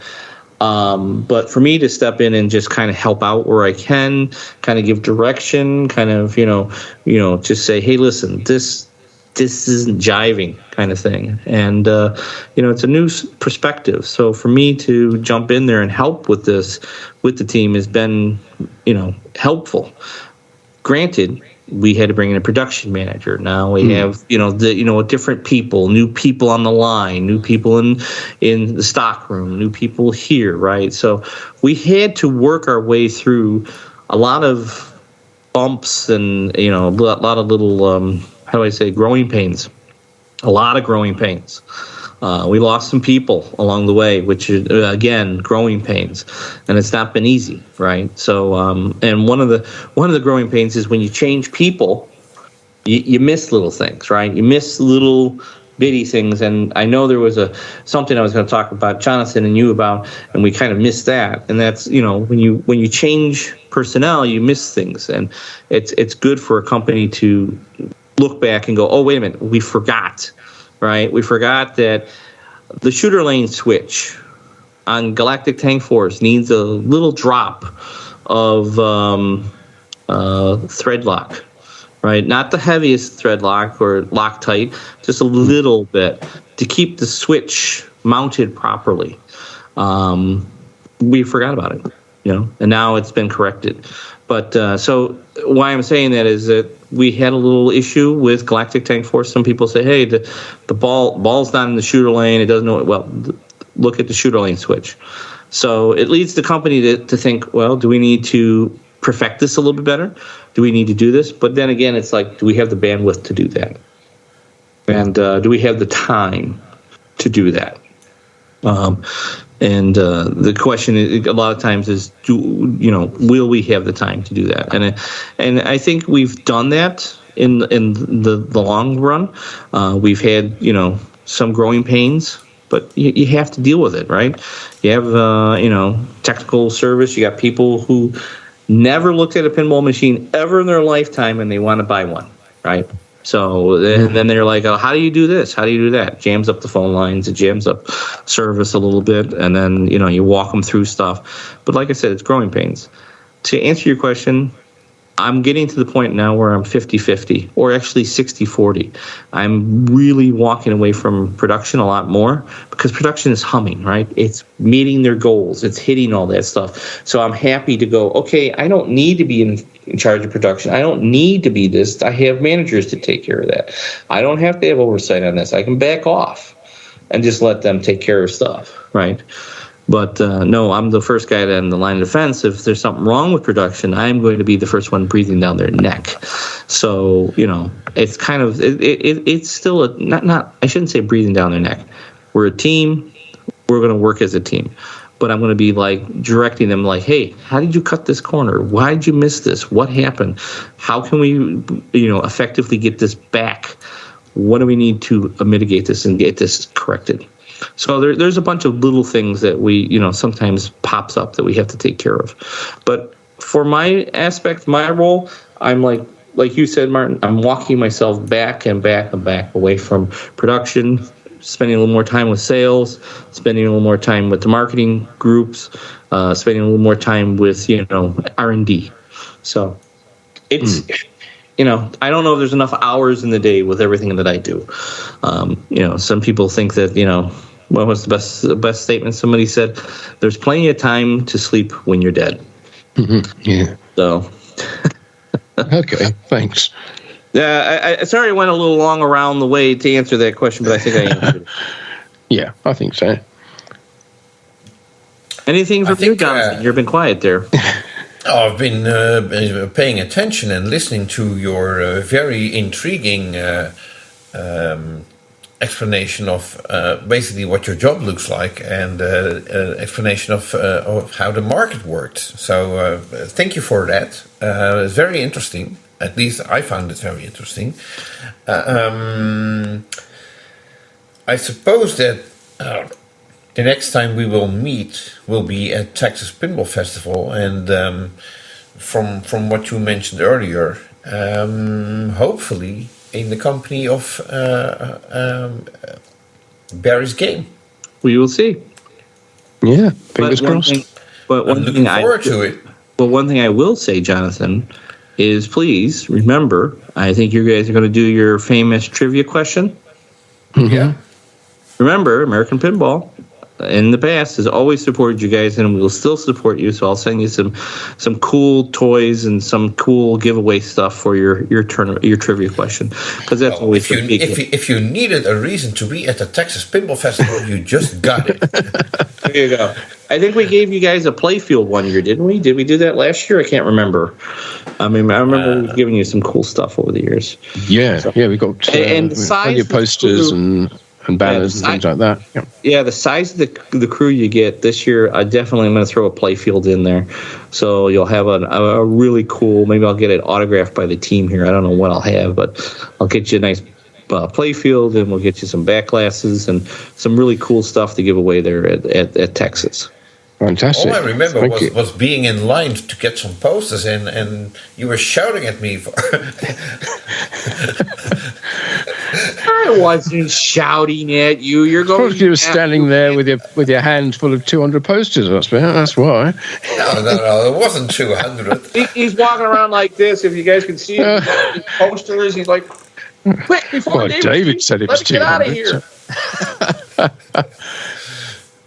Well, the people that won them were very happy with them. They were indeed, yeah. And we were happy to give them away. I know they all went to a good home, so that's a good thing. So, great. Well, thank you very much indeed, David, for taking the time on this busy time for you, and answering our questions, and hopefully giving a real insight into what's going on and what's coming up at American Pinball. Thank you, Martin. Thank you, Jonathan. Look forward to seeing you guys at Texas. And, and to everybody out there, remember that Americans already promised that we were going to deliver our Galactic Tank Force signatures for all those who ordered it under their Christmas tree this year, or whatever holiday they happen to celebrate. And that we look forward to a happy 2024 with an exciting future ahead of American Pinball. And, a lot of fun for everybody. We keep flipping. All right. Thank you, David Fix, for this wonderful insight in, basically his job and how American Pinball is doing. And congrats. And all the exciting games they got coming up as well. Yeah, exactly. So thank you for your time. Right. So we still have quite a few companies to discuss.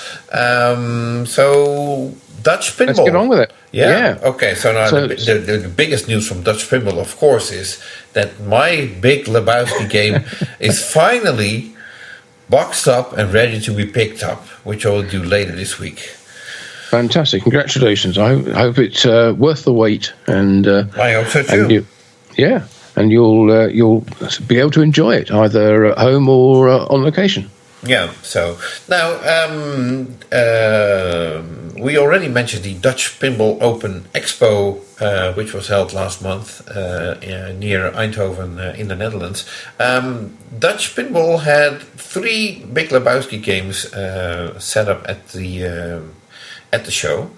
They also held a after party on the Saturday evening. Now this is where it becomes interesting and where rumors start and speculation starts. Yes. Yeah. So, what was so special about this? Martin, what was so special about this after party? Well, the after party was an event where there were drinks and there was music playing and people could mingle, and it was kind of the bit after the show closed. From 10 o'clock in the evening until 1 o'clock in the morning. Yeah, no pinball games present. No pinball games. No, in that area.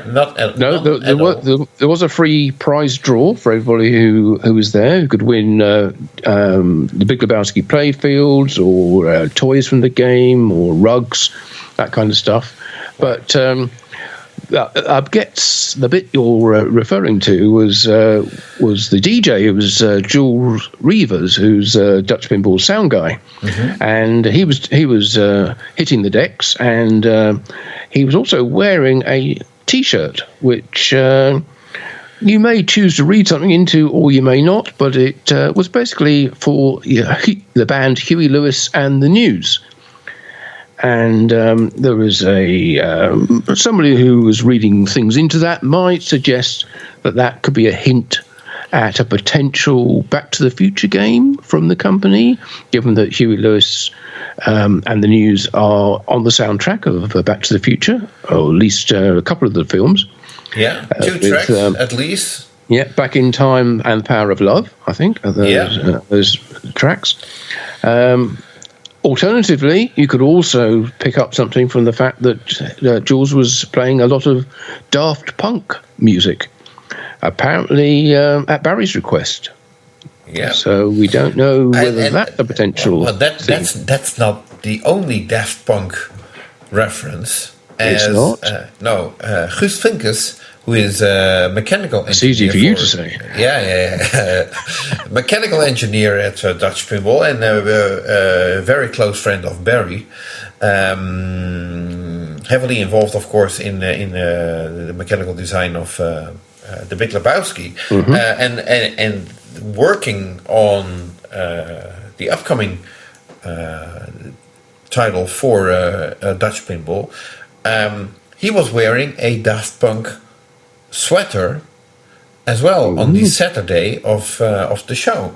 So I found it quite coincidental that Guus was wearing a Daft Punk sweater and Jules was playing quite a lot of Daft Punk music in his DJ set. So make of that what you want, speculate away. And how great would it be? Oh well. You can fill in the dots, I suppose. So, and of course,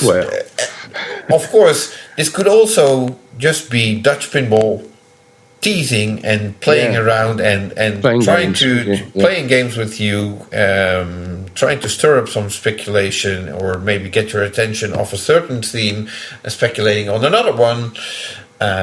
We don't know. We're just observing and reporting. Right, okay, so anyway, let's get back to the facts then, rather than speculation, because they've been posting... Facts. What they mean is speculation.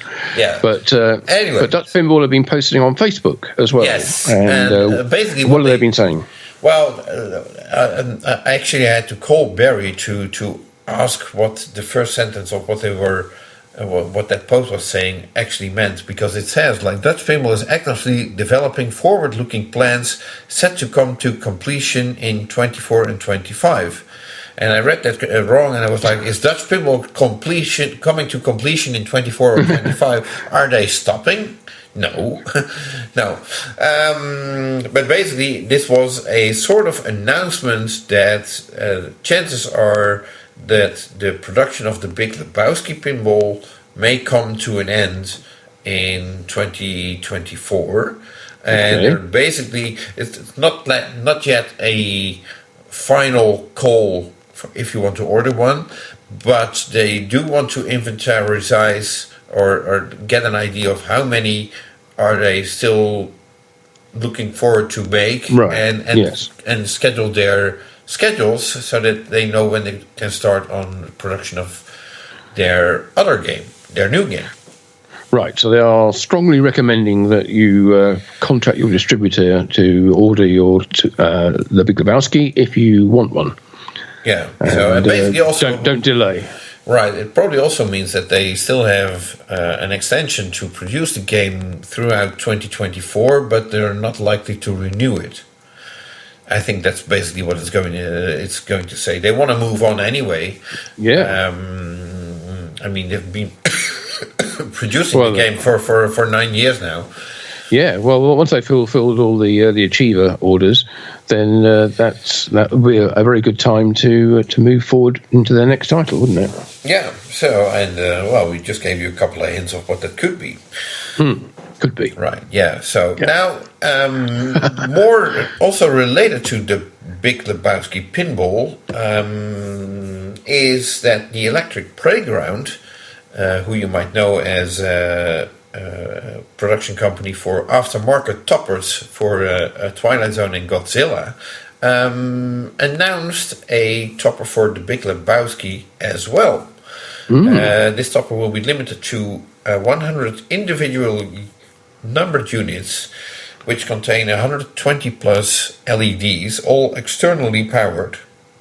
So not powered by the game. Right? No, exactly. 15 printed cast acrylic panels that feature original artwork by Rob Jordan, and a BOWL spelling bowl intermittent light show simulating the classic look and feel of Route 66 bowling alley marquees. Interestingly enough, the topper doesn't indicate the Big Lebowski anywhere, so you could also put it on top of a different bowling game, I suppose. Although its color scheme is kind of influence on the game. But also it includes 10 interactive lights that correspond to the bowling ball inserts and character inserts from the playfield of the Big Lebowski.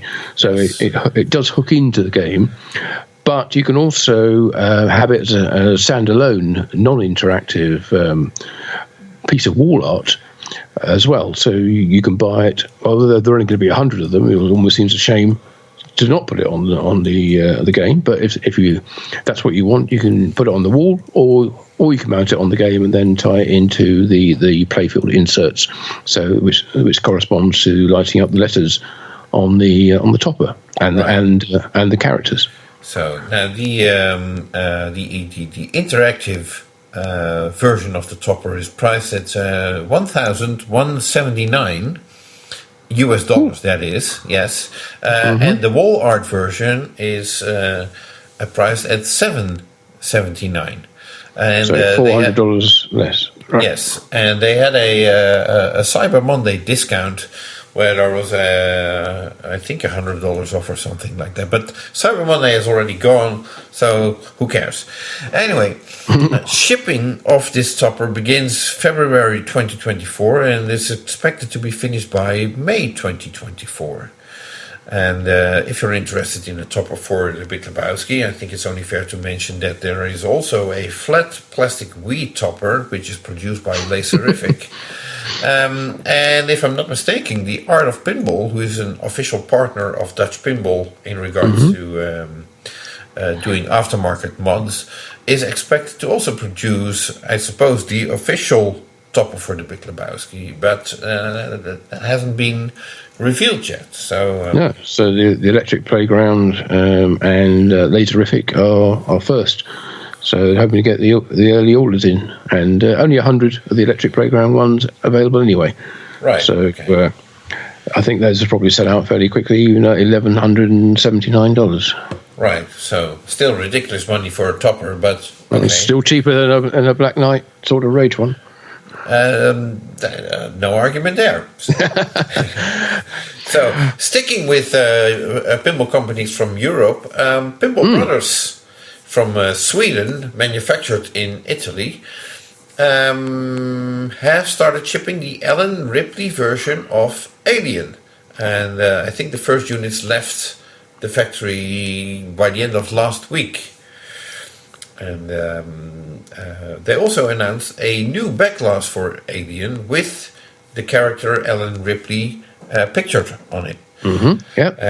And customers who order the game this year, 2023, will receive both versions of the Ripley translite. So at Expo they showcased one version, and now there's a second version.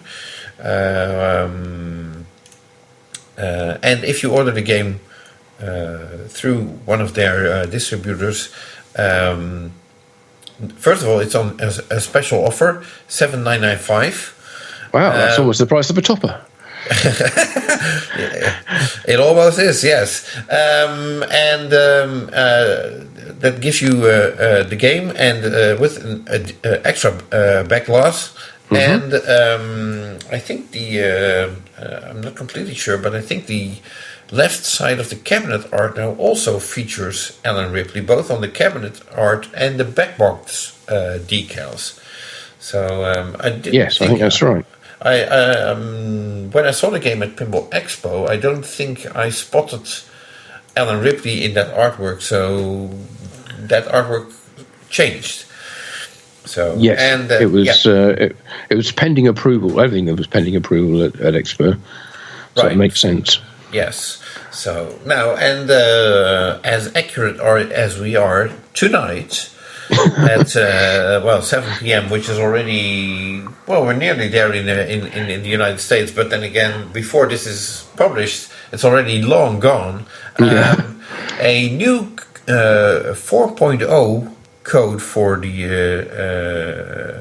Ripley version of the game will be premiering at the Wild Dog Arcade, which is also a Twitch channel. So I suppose it will be premiering, and you can watch a stream when it's being premiered, so to speak. It'll be available to watch back. Yeah. Yes, and a downloadable version of that update for others to update their games will be available soon. And how soon that is, I don't know, but I suppose it could be later this week or early next week, something like that. So. Oh, that's good. Good to see Pinball Brothers supporting the game and previous buyers of the game as well with new code. So I think that's about it for Pinball Brothers. So we should probably move on. I don't think there was any news from Pedretti, so we can cross that off right away. Well, you say that, but there is some news from Pedretti actually. So that's nice bridge there. It also harks back to something we were talking about earlier, because they have started selling toppers. Yes, that's right. Illuminated toppers, and they now have ones for Williams Bally games, actually. Scared Stiff, Twilight Zone, and Theatre of Magic. And they are much more. I think they already had those. Yeah. Okay, I hadn't seen those before. Old news, Martin. Oh, okay. Well, if you don't want to spend over $1,000 on a topper, then you can get them for a very reasonable 175 to 220 euros through Pedretti Gaming. And of course, you can also get the topper there for their Funhouse 2.0 kit, Rudy's Nightmare, which is more detailed and sculpted, and that's 420 euros plus VAT if you want to get that. And they also sell a whole range of mods and add-ons for Funhouse, Twilight Zone, Addams Family. Anyway, all that stuff on pinballremakes.com site, which is where Pedretti Gaming live. Right. Okay. Well, thank you for that update. That old news. Yeah. Okay. Now we just mentioned the Houston Pinball Expo, which took place last month. Which brings me to Turner Pinball. who is actually a Texas-based pinball company. So what can you tell us me about their presence at the show? Well, surprisingly, no, they didn't. I think after their appearance at Pinball Expo in Chicago, they're taking a little breather and sort of reevaluating some of their ideas, and with their Ninja Eclipse game, and weren't ready to show anything new at the Houston show. Okay. But I think it's fair to say we'll see them in Texas for the Texas Pinball Festival in March of next year. Right. So where they should be back with. Hopefully, then you'll be able to see the full size cabinet for their game and see what changes they've made to the Ninja Eclipse game in the intervening 6 months, I guess. Yeah. Okay. So, moving on to, I suppose, Pinball Adventures in Canada. Yeah, not much news there from them.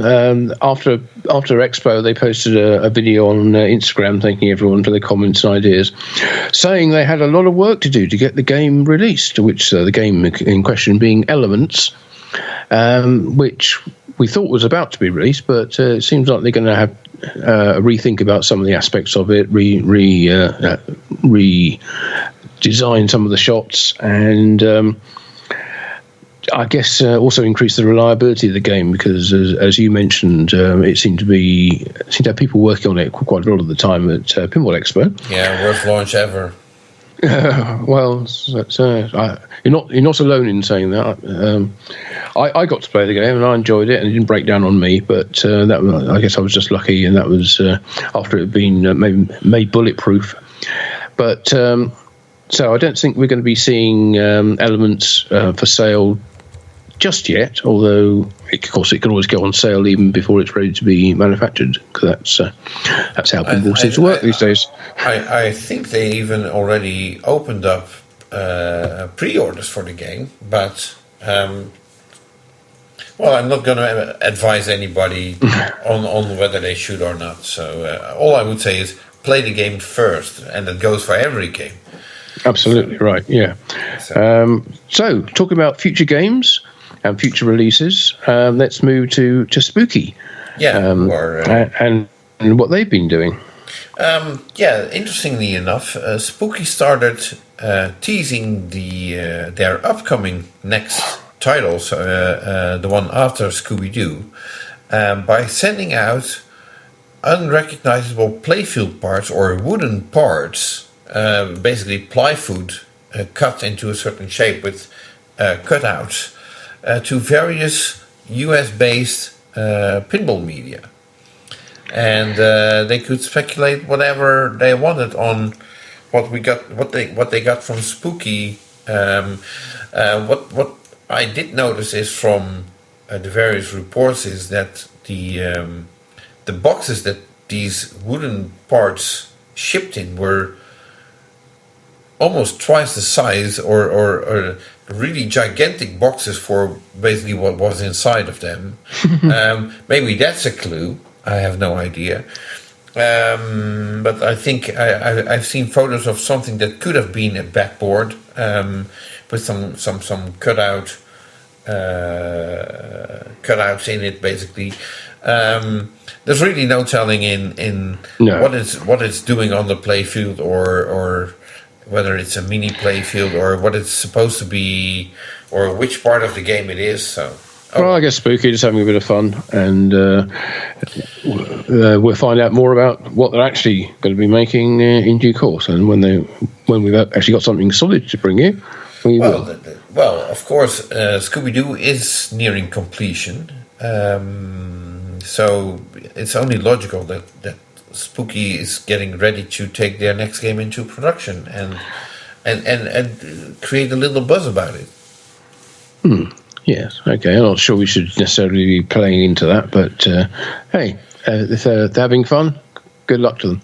Right. So moving on to a company which is actually announcing a game, or at least having a game announced on their behalf, is Multimorphic, who are going back down to Texas again.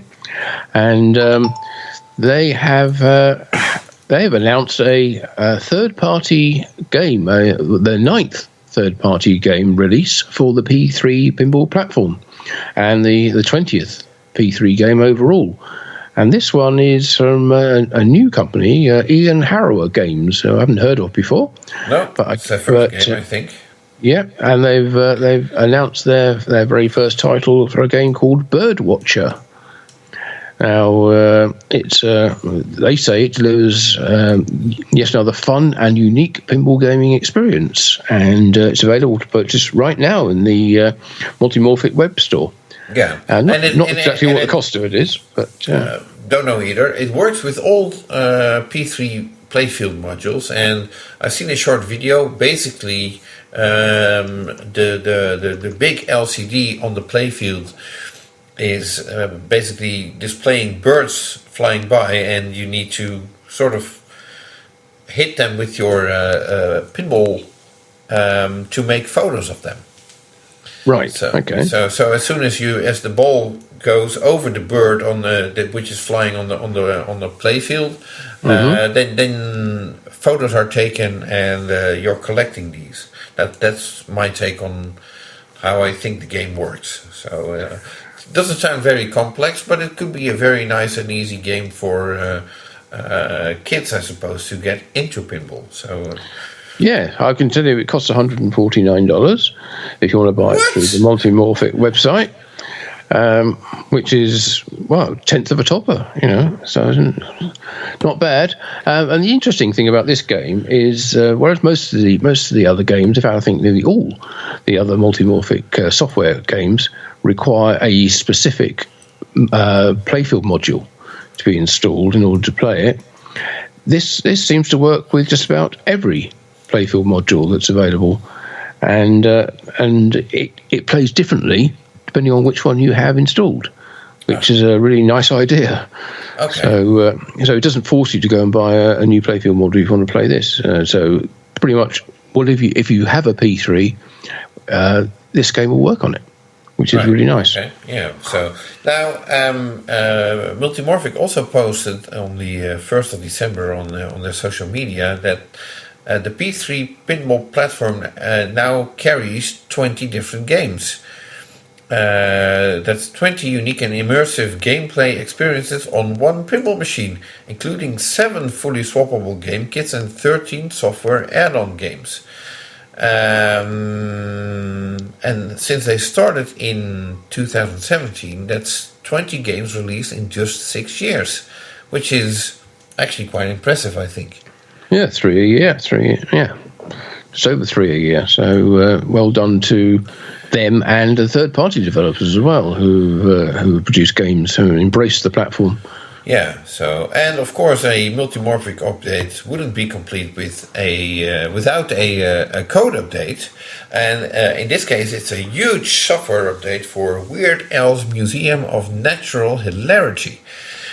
And basically we're talking about app version 1.5 and module driver version 1.3.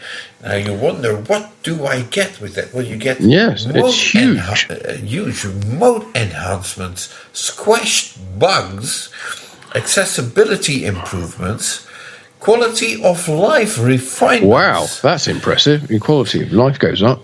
Yeah. Wow, I like that. Some meaner rules. Also some nicer rules and some delicious Bologna flavor. Wow, all in the software update. Yeah, exactly. It is huge.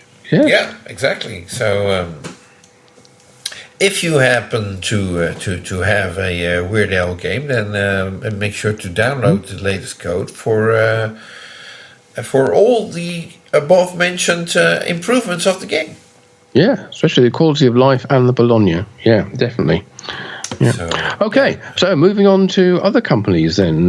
Cardona Pinball is the next one on our list of features, and no actual news from them directly. You might remember Cardona are the company that make kits, 2.0 kits for No Good Gophers and for Black Rose.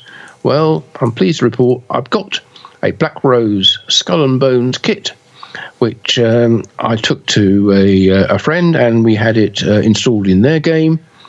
and I've documented it. Surprisingly, it took 2 hours to do the complete install, which involves taking out a lot of the boards, putting in a whole new board, swapping the backbox light board, and also putting in power supplies and running, changing the speakers over. And so we did all that in 2 hours and turned it on, and it worked. So much to my surprise. I was kind of expecting there would be some issues that would stop it working, but no. After 2 hours, turned it on, booted up, and we were all playing games on it for the next couple of hours as well.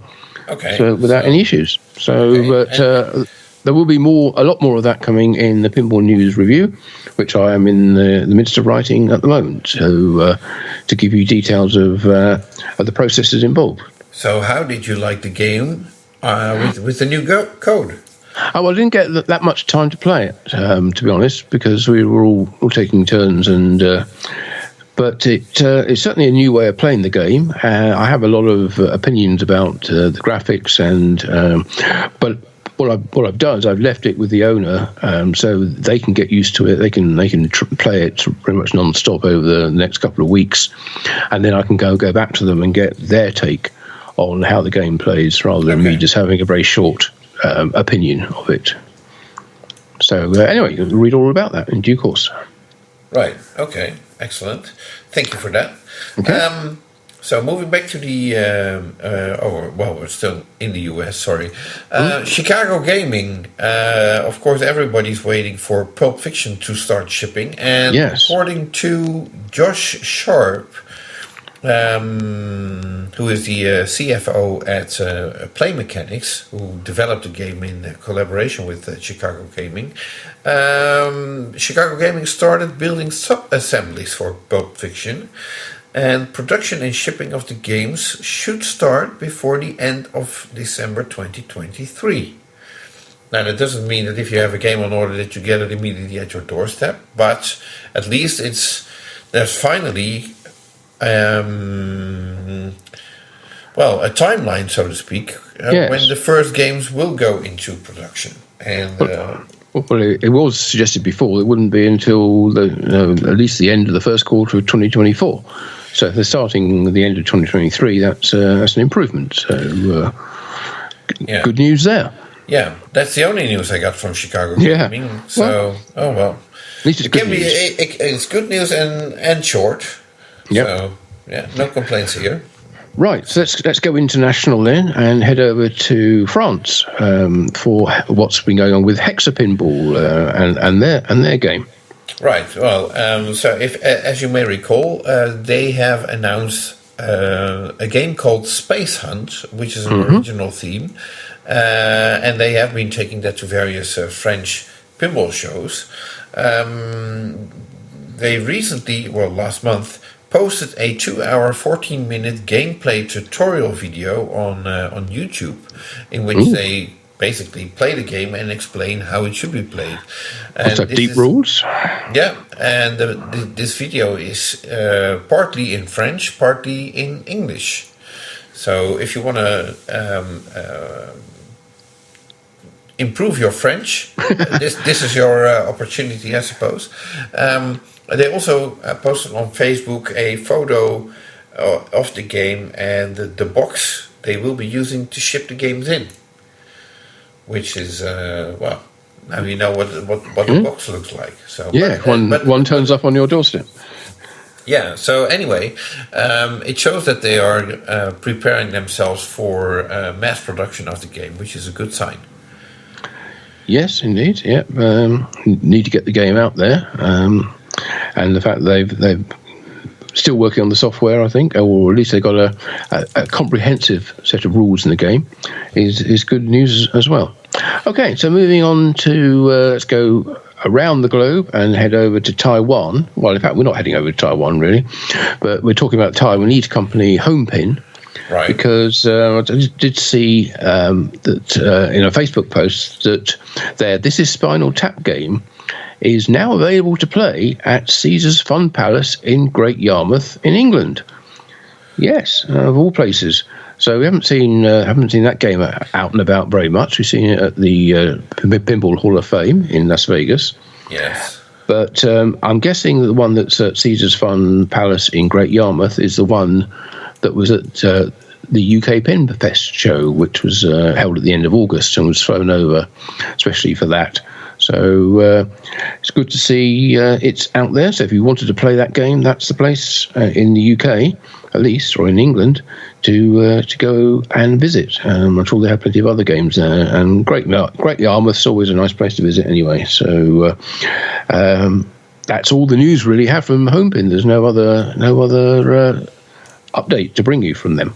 Okay, well, speaking on that subject of no updates, there's quite a few companies that didn't report any news that we are aware of, and we'll just do this quickly.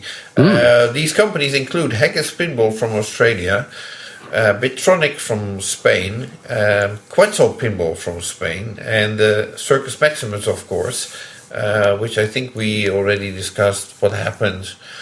And, well, we just have to see whether that company will rise like a phoenix or whether it's dead in the water, as other people have said it is. Well, they seem to insist, the people behind it seem to insist it's not dead, but yeah, nothing happens. But we'll see, as you say. So, no news from those companies. Also, no news from a project that we reported on previously, yes, which was the Princess Bride Pinball. They put up a website, I should say, inviting people to register for details to be sent to them. Haven't received any details from them. And the website looks the same as it did last time we mentioned it. So it looks like there's no news to announce there yet. When there is, we will bring it to you. If it's not a prank after all. So, could be, yeah. Yeah, so, okay. Then, of course, well, we mentioned it already a couple of times. There was the Dutch Pinball Open Expo. And what I didn't mention is that, Martin, you wrote a very in-depth report on the event. Yes, that's right. Yeah, it's a very interesting venue where it was held, which is a sort of a conference centre, but much more than that. It's a huge place. I think everybody who went there was amazed by just how large the whole complex is and how labyrinthine it is. I actually managed to get lost at one point trying to find my own room, which was a bit embarrassing. But I was certainly not alone in that. I was only walk down the corridor and you'd be accosted by people saying, "Can you tell me which way to get to the show? Or is this way to reception? Or where are the rooms?" And because there are so many different corridors and blocks that all look the same. They ended up colour coding it. You need to know the colour coding principle because they colour coded the carpets and some of the lights that go over that are in arches over the corridors. And once you work that out, it becomes a lot easier. But it's a great place anyway. I wouldn't be at all surprised if they end up going back there either next year or for future years. Great selection of games, I have to say. Great selection of people. Yeah. Some nice parties, including the after party from Dutch Pinball that we mentioned earlier. Loads of tournaments being held there. Lots of food and drink, and nice to have all that in the actual hall itself. So if you wanted to stop and just have a drink or grab a sandwich or a hot meal, you didn't even need to leave the hall. You just wander over to one of the serving area and pick up your food and pay for it and go and sit right down in the hall. So that was really very nice. Obviously, there was our So You Think You Know Pinball quiz, which was, as you said, a big success, I think. And the screening of the Roger Sharp movie. Yeah, the screening of the Roger Sharp movie. Some seminars as well. Barry Dreesen did one about Dutch pinball. There was also one about development of a custom game. There might have been another one which I'm forgetting at the moment, but in which case apologies. And all in all, I think an excellent 2 days. I was there for about 4 days in total because I got to visit the Glow Eindhoven annual festival. Annual festival of light in the city, which is always worth visiting. I was last time the DPO was in DPO Expo was held in Eindhoven, I think it was 2017. Just caught a glimpse of it during one of the brief breaks from the show, but didn't get a proper look. But this time I made a special effort to do it, and it's certainly worthwhile doing it. So I think Eindhoven's a great place to hold that, particularly if the Glow Eindhoven event is being held at the same time. Right. So I think that's my wrap up of DPO Expo. Thanks to everybody who worked so hard to make it happen, and looking forward to going back again as soon as possible. Yeah, no, it was a stellar event, great location, and compliments to Marcel Kessel and his team on organizing this edition of the event. And well, like you mentioned, this looks like a location that certainly could be hosting the event again. I really hope so, because it's got a lot going for it. And anyway, so that's enough about that. Let's move on to other news. Yeah, sure. Cineplex from Canada announced that it's selling its huge Player One amusement group of arcade and pinball distribution businesses for 55 million Canadian dollars, I suppose. Not even sure, it could be US dollars, but quite a big amount. But it's quite a big business. It was purchased by an investment company called Open Gate Capital.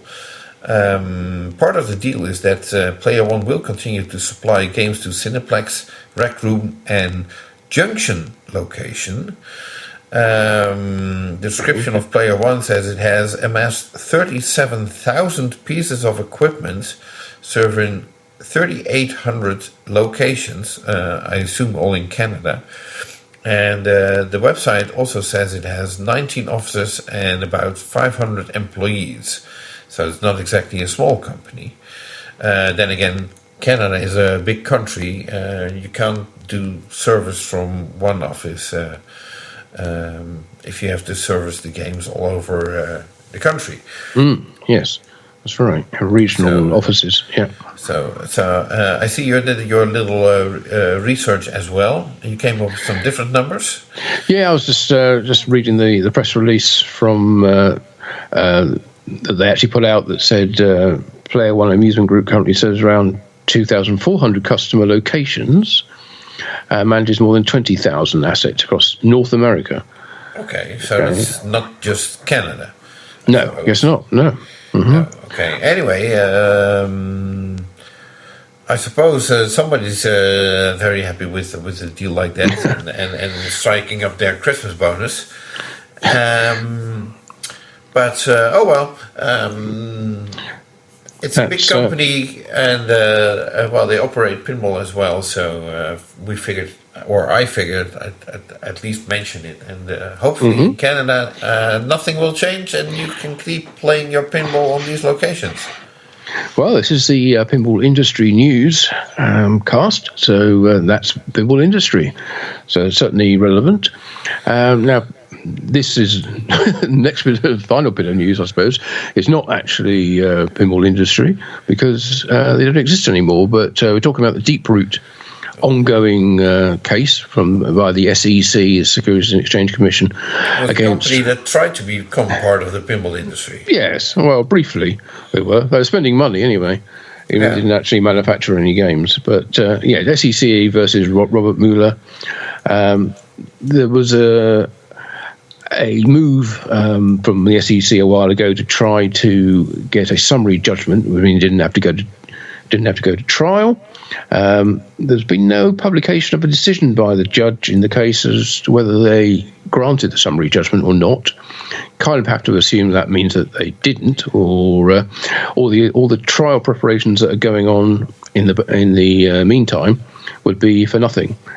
But we haven't seen anything written down that says that yes or no to a summary judgment. In the meantime, lots of preparations going on for a trial, but no date set for that. It was originally thought it was going to be in December this month, but court diary suggests there's nothing in the diary for this case at the moment, and it's looking like it's going to be about, I think it's scheduled for like 10 days of hearings.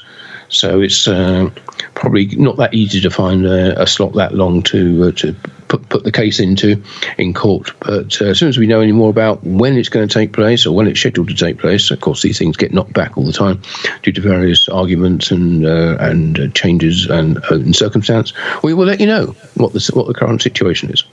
Right, okay.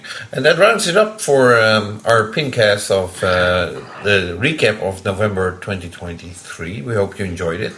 Yeah. And, many thanks to David Fix for coming on and telling us all about what's going on at American Pinball. Yes, and also I'd like to just thank all those people that we've met at various pinball shows over the past couple of months who have been so kind about listening to this PINcast and saying how much they enjoy it. So thank you very much to them. We will be back at the start of January 2024. Oh, it seems a long way away, but it's not. We'll be back then with our next PINcast, looking back at all the events in the pinball world through the final months of 2023, this month of December. With possibly a new Stern Cornerstone game. Oh, could well happen, yeah. So until then, we both wish you a wonderful Christmas, New Year. Is it already Christmas time? Oh, it's always Christmas. Can you not hear the sleigh bells? Thankfully, no. Oh, okay. But around here, it's starting to look a lot like Christmas. We've got Christmas trees up. Anyway, we wish you a wonderful time. Christmas, New Year, holiday season, whatever you're celebrating, however you're marking the end of the calendar year. We hope it's a magical and relaxing time, no matter what you have planned. And we are looking forward to seeing you bright and early in 2024 for our look back at the month of December. Right. So until then, I'm saying thank you and goodbye. And from me too, have a lovely time, and we'll see you next year. Thanks. Bye.